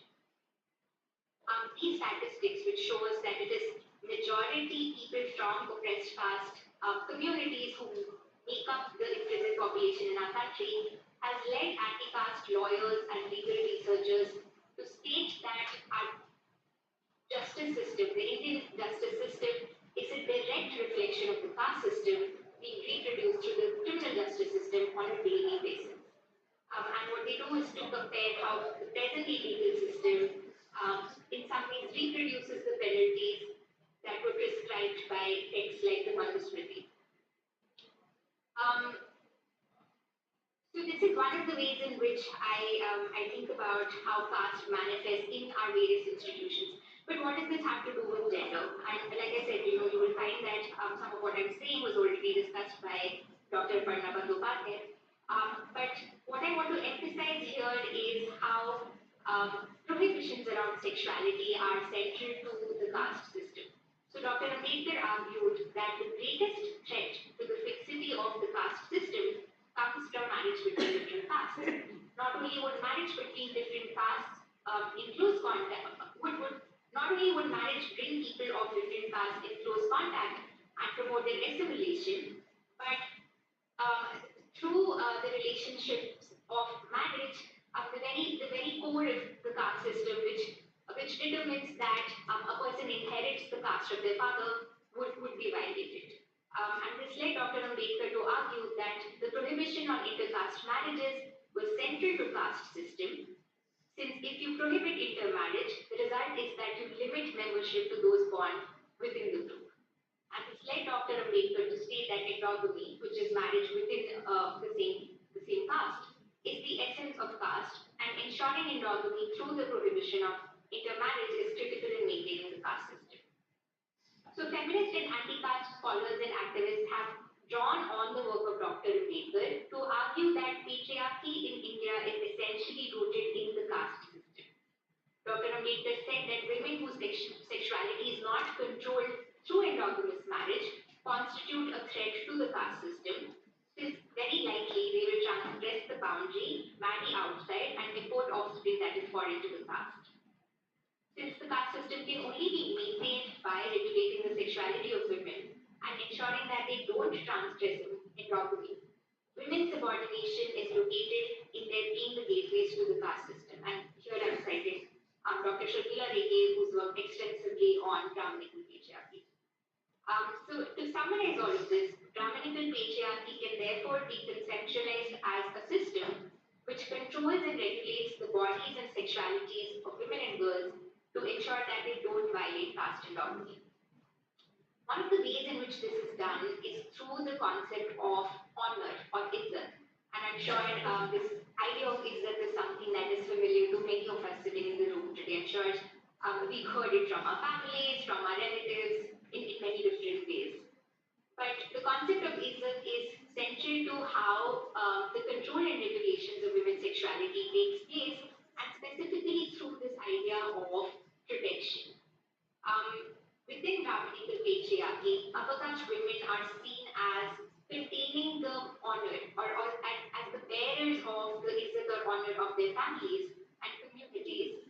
And this job of protecting the izzat and honor of women is specifically assigned to the male guardians. So the fathers, brothers, husbands of women of all ages really.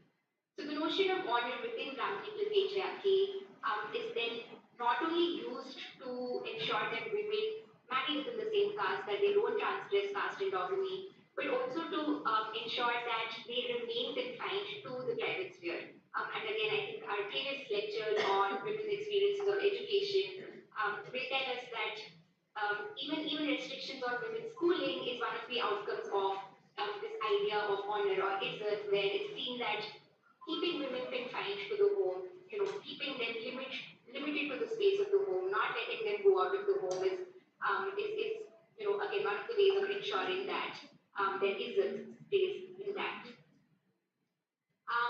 And this is an issue that is being taken up by various feminist activist movements in the last 2 decades. Some of the examples, and I'm sure some of you must have come across these examples, are movements like Vijra Tod, Take Back the Night, and While Loiter, all of which have highlighted the violence of this idea of protection, right? What happens when, in the name of protecting women and girls, we keep them confined to the home and don't let them participate in public life and in the public sphere.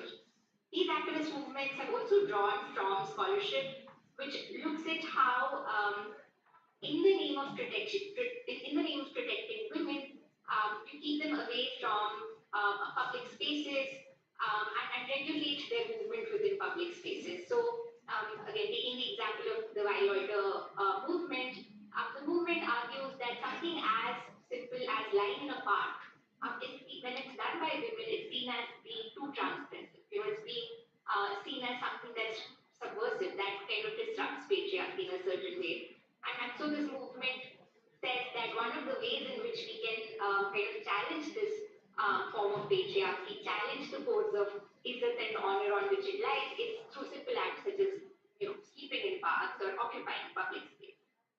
Having said this, and having underlined how honor is central to patriarchy, what I want to highlight is that this notion of honor or this idea of honor does not operate the same way for all women.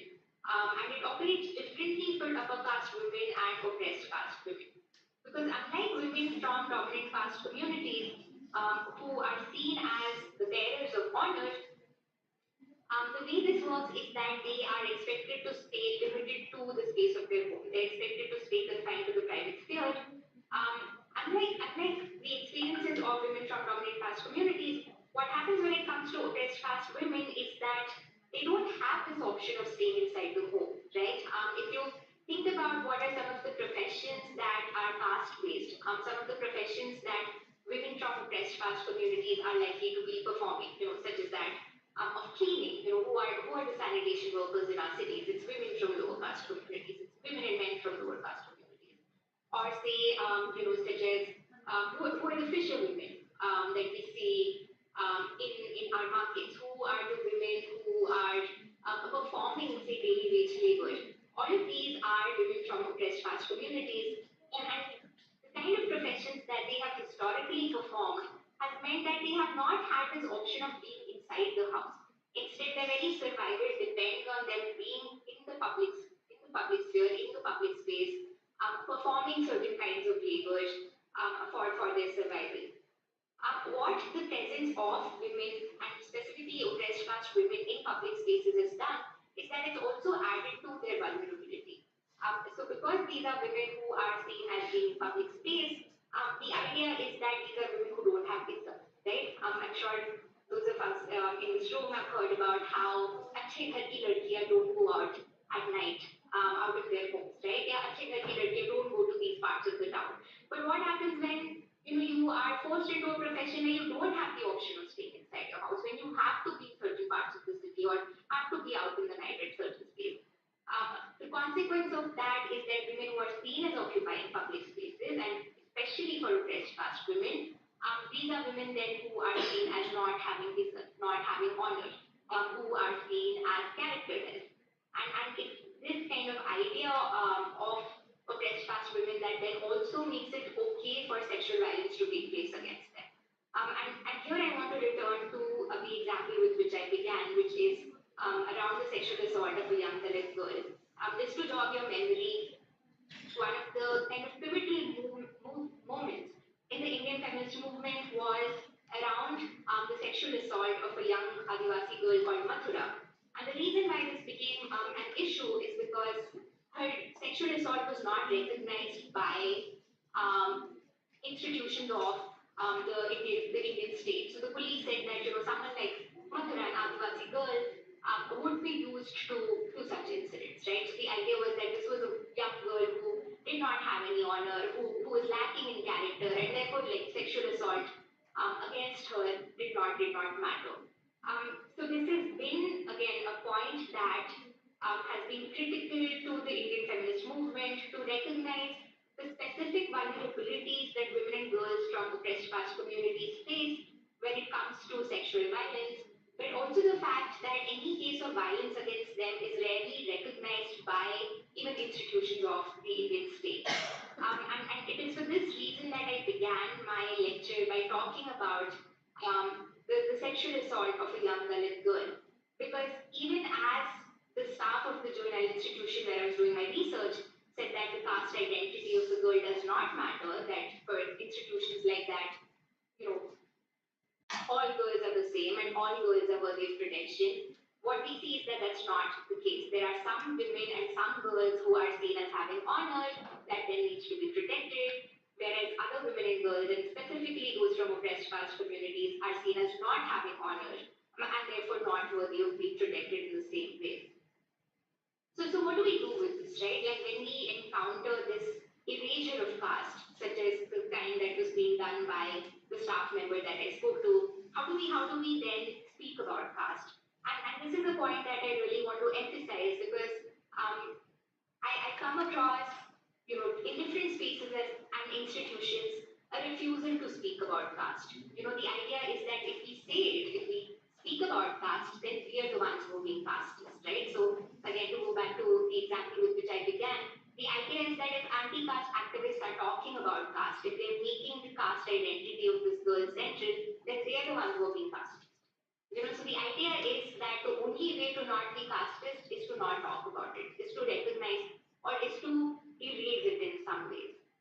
But to state the obvious, by not talking about something, the thing doesn't go away, right? And this is something that we see in other examples as well. So I'm not sure if all of you are following the conversations around the caste census, for example, which is a demand being made by a lot of anti-caste activists around enumerating people of different caste communities and specifically of OBC communities. There has been a lot of resistance to this because the idea is that, no, why are we counting caste, right? By counting it, we make it more real.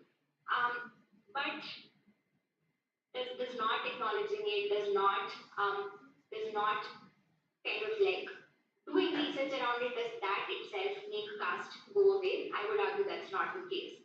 And for all of us sitting in the room, and specifically for the students sitting in the classroom, it is this that I want to highlight, that when we do our research, when we are committed to, say, for example, feminist research, when we are committed to research and policy making that is towards the empowerment of women, we also must keep in mind the ways in which caste intersects with their lives. We must be attentive to the various dimensions in which caste makes its presence known. If we are, for example, doing research or policy making around education, of course, gender is one of the ways in which, or gender is one of the structures that restricts women's access to spaces of education. But what about caste? Right? Caste has historically been a structure that has acted as a form of gatekeeping to institutions of education. Even to our present day, if we just look at the composition of, say, who are the people in universities, who are the people who get hired as assistant professors or professors in Indian universities, we find that ratio is really skewed. When it comes to people from oppressed caste communities, it's only a very small percentage of people who end up reaching senior positions of teaching in Indian universities. So having underlined not just the ways in which caste intersects with gender, but the necessity of researching caste, especially in a context where there is a refusal to speak about caste, where there is a refusal to name the effects of caste, what I want to do is to end with the lines from Alice Emma Women's Collective. So this was a collective that comprised of women from oppressed caste communities, and they wrote this statement asking for a recognition of caste. They wrote this statement saying that the way caste works, it structures their lives differently from the lives of upper caste women. So I'm just going to read out a few bits because I thought this is a very powerfully worded statement. And so it says, we, Dalit women, request you to recognize that it is not just male domination, but casteist patriarchy which is at force in India. We ask you to rethink. We want you to acknowledge the political importance of difference, that is heterogeneity that exists among the Indian female community. That you are made, whereas we are mutilated. You are put on a pedestal, whereas we are thrown into fields to work day and night. You were made satis, we were made harlots.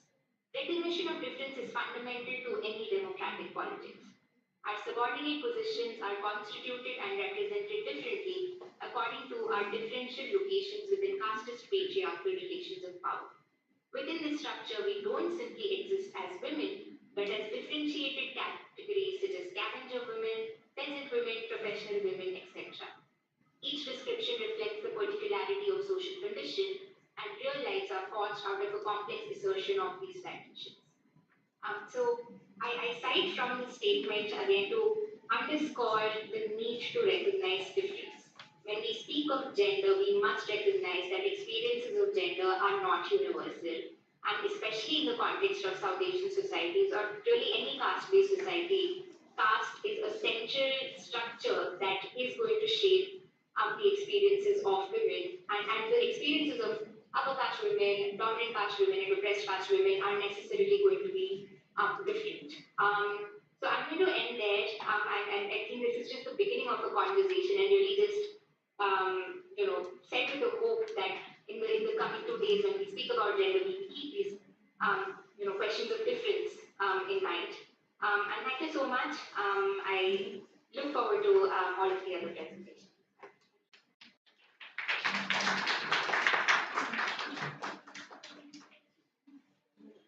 Switch it now, so I'll make some concluding remarks. Huh? No.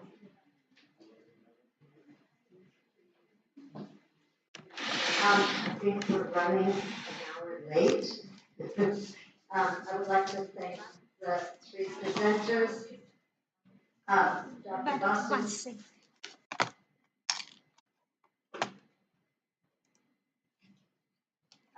So Dr. Basu, Dr. Chakraborty Acharya, Dr. Subramaniam, for extremely interesting papers.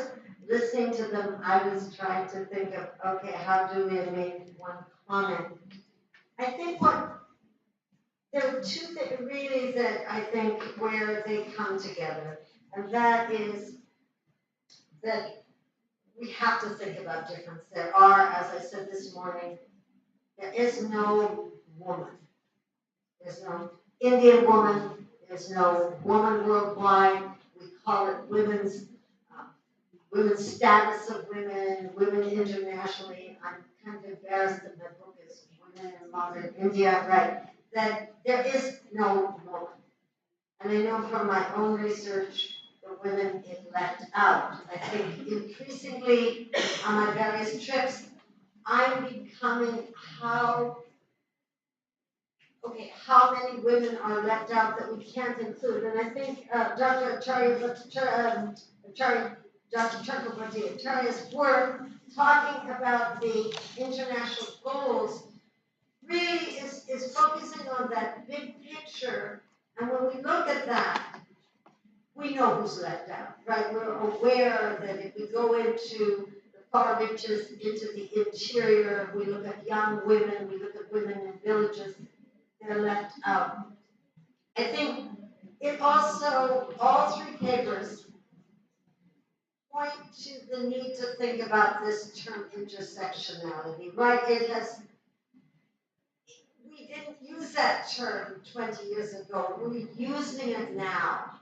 And the need to think about women in terms of not just things like caste or social status or wealth or social class, but also it comes into the opportunities they have, and as Dr. Basha puts out, questions about who they choose to love, the kind of mistakes they make. Thinking about intersectionality, I was thinking this is quite a long time ago, in the 1970s, I believe, was able to interview Shanti Das, who is, whenever you talk about, Hindu-Muslim marriages, people say, but there's Shanti Das and Humayun Kabir, they talk about these different, really high status, people who came from, in many ways, very educated backgrounds, who I know had their problems, but their problems might not have been much more than other couples. So in a way to think about how different that is from the girl in the village who runs away with her boyfriend. We just have seen this. I really think that this whole discussion is really interesting to look at the development goals. We're more than halfway there, right? And there doesn't seem, actually, rather than saying, I don't think we're going to meet them, I think in many ways, work on some of these goals has been diverted into other directions. I mean, they clearly are extremely important to keep in mind. And I think I just want to comment on the end. I really think that Dr. Subramanian saying we cannot forget caste. Now, one of the interesting things for me, I've been away from India for 4 years, but for those of you who don't, I've been coming to India for 50 years, so I'm way older than your great-grandmothers.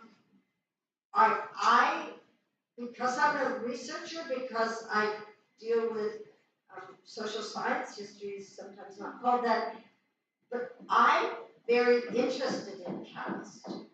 And I was talking to a friend of mine just yesterday, and he said, what's that all about? I never pay attention to that. Then we started talking about going to the temple in Puri. And he had to admit that actually when he was there, he said they didn't ask him about caste.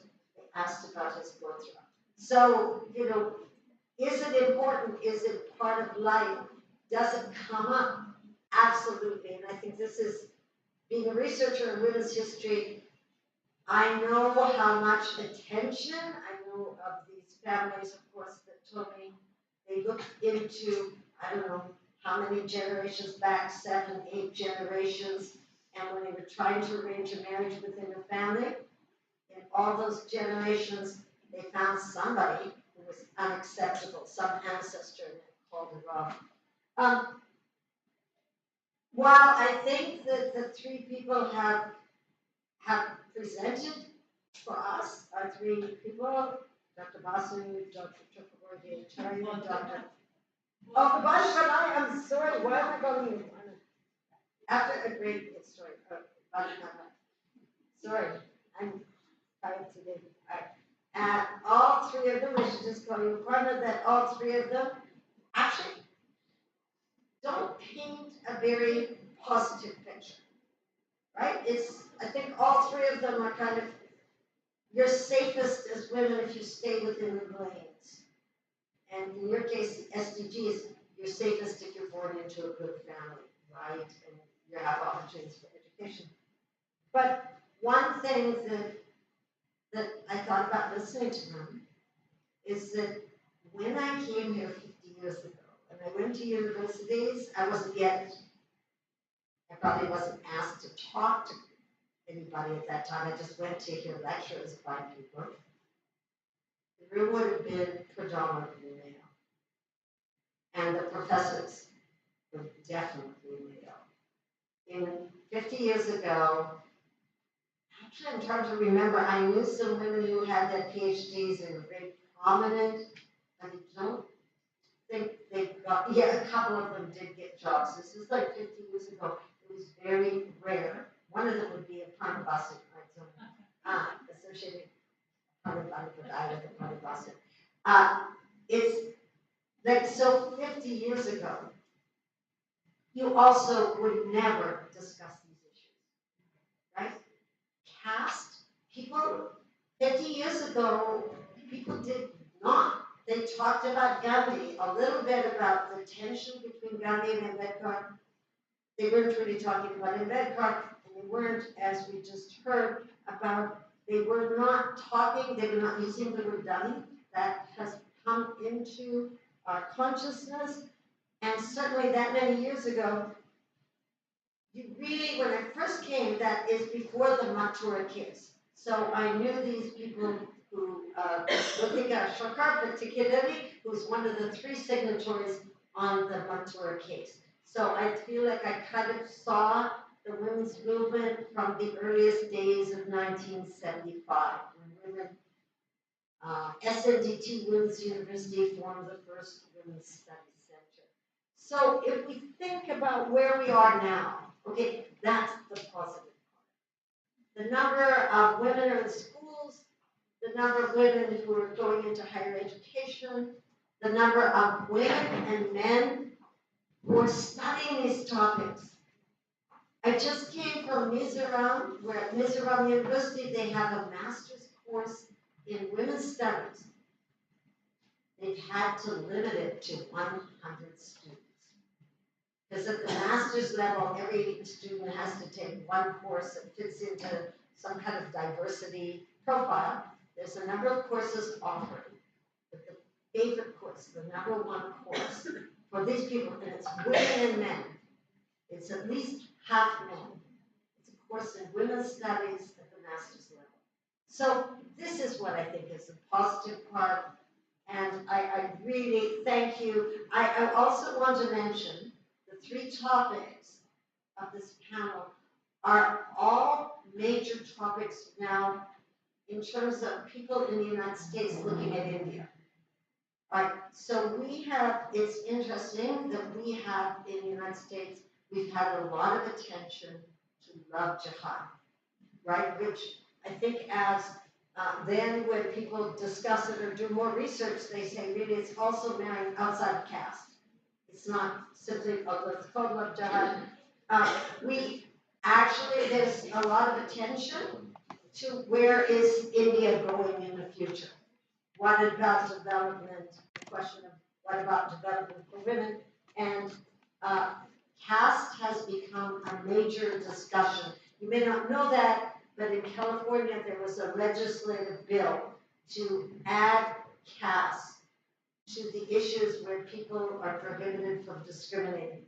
So all 3 of these issues, I can't talk about UK and so on and so on, but I expect these are issues that people are looking at in India. So that's the way we all come together. There is a kind of worldwide attention on inequalities, and I would just like to thank the presenters from really excellent papers and you as an audience for being so attentive to them. So.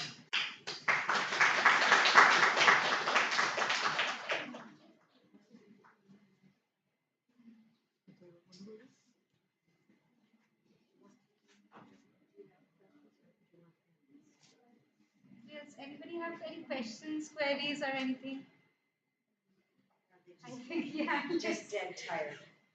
Too late for lunch.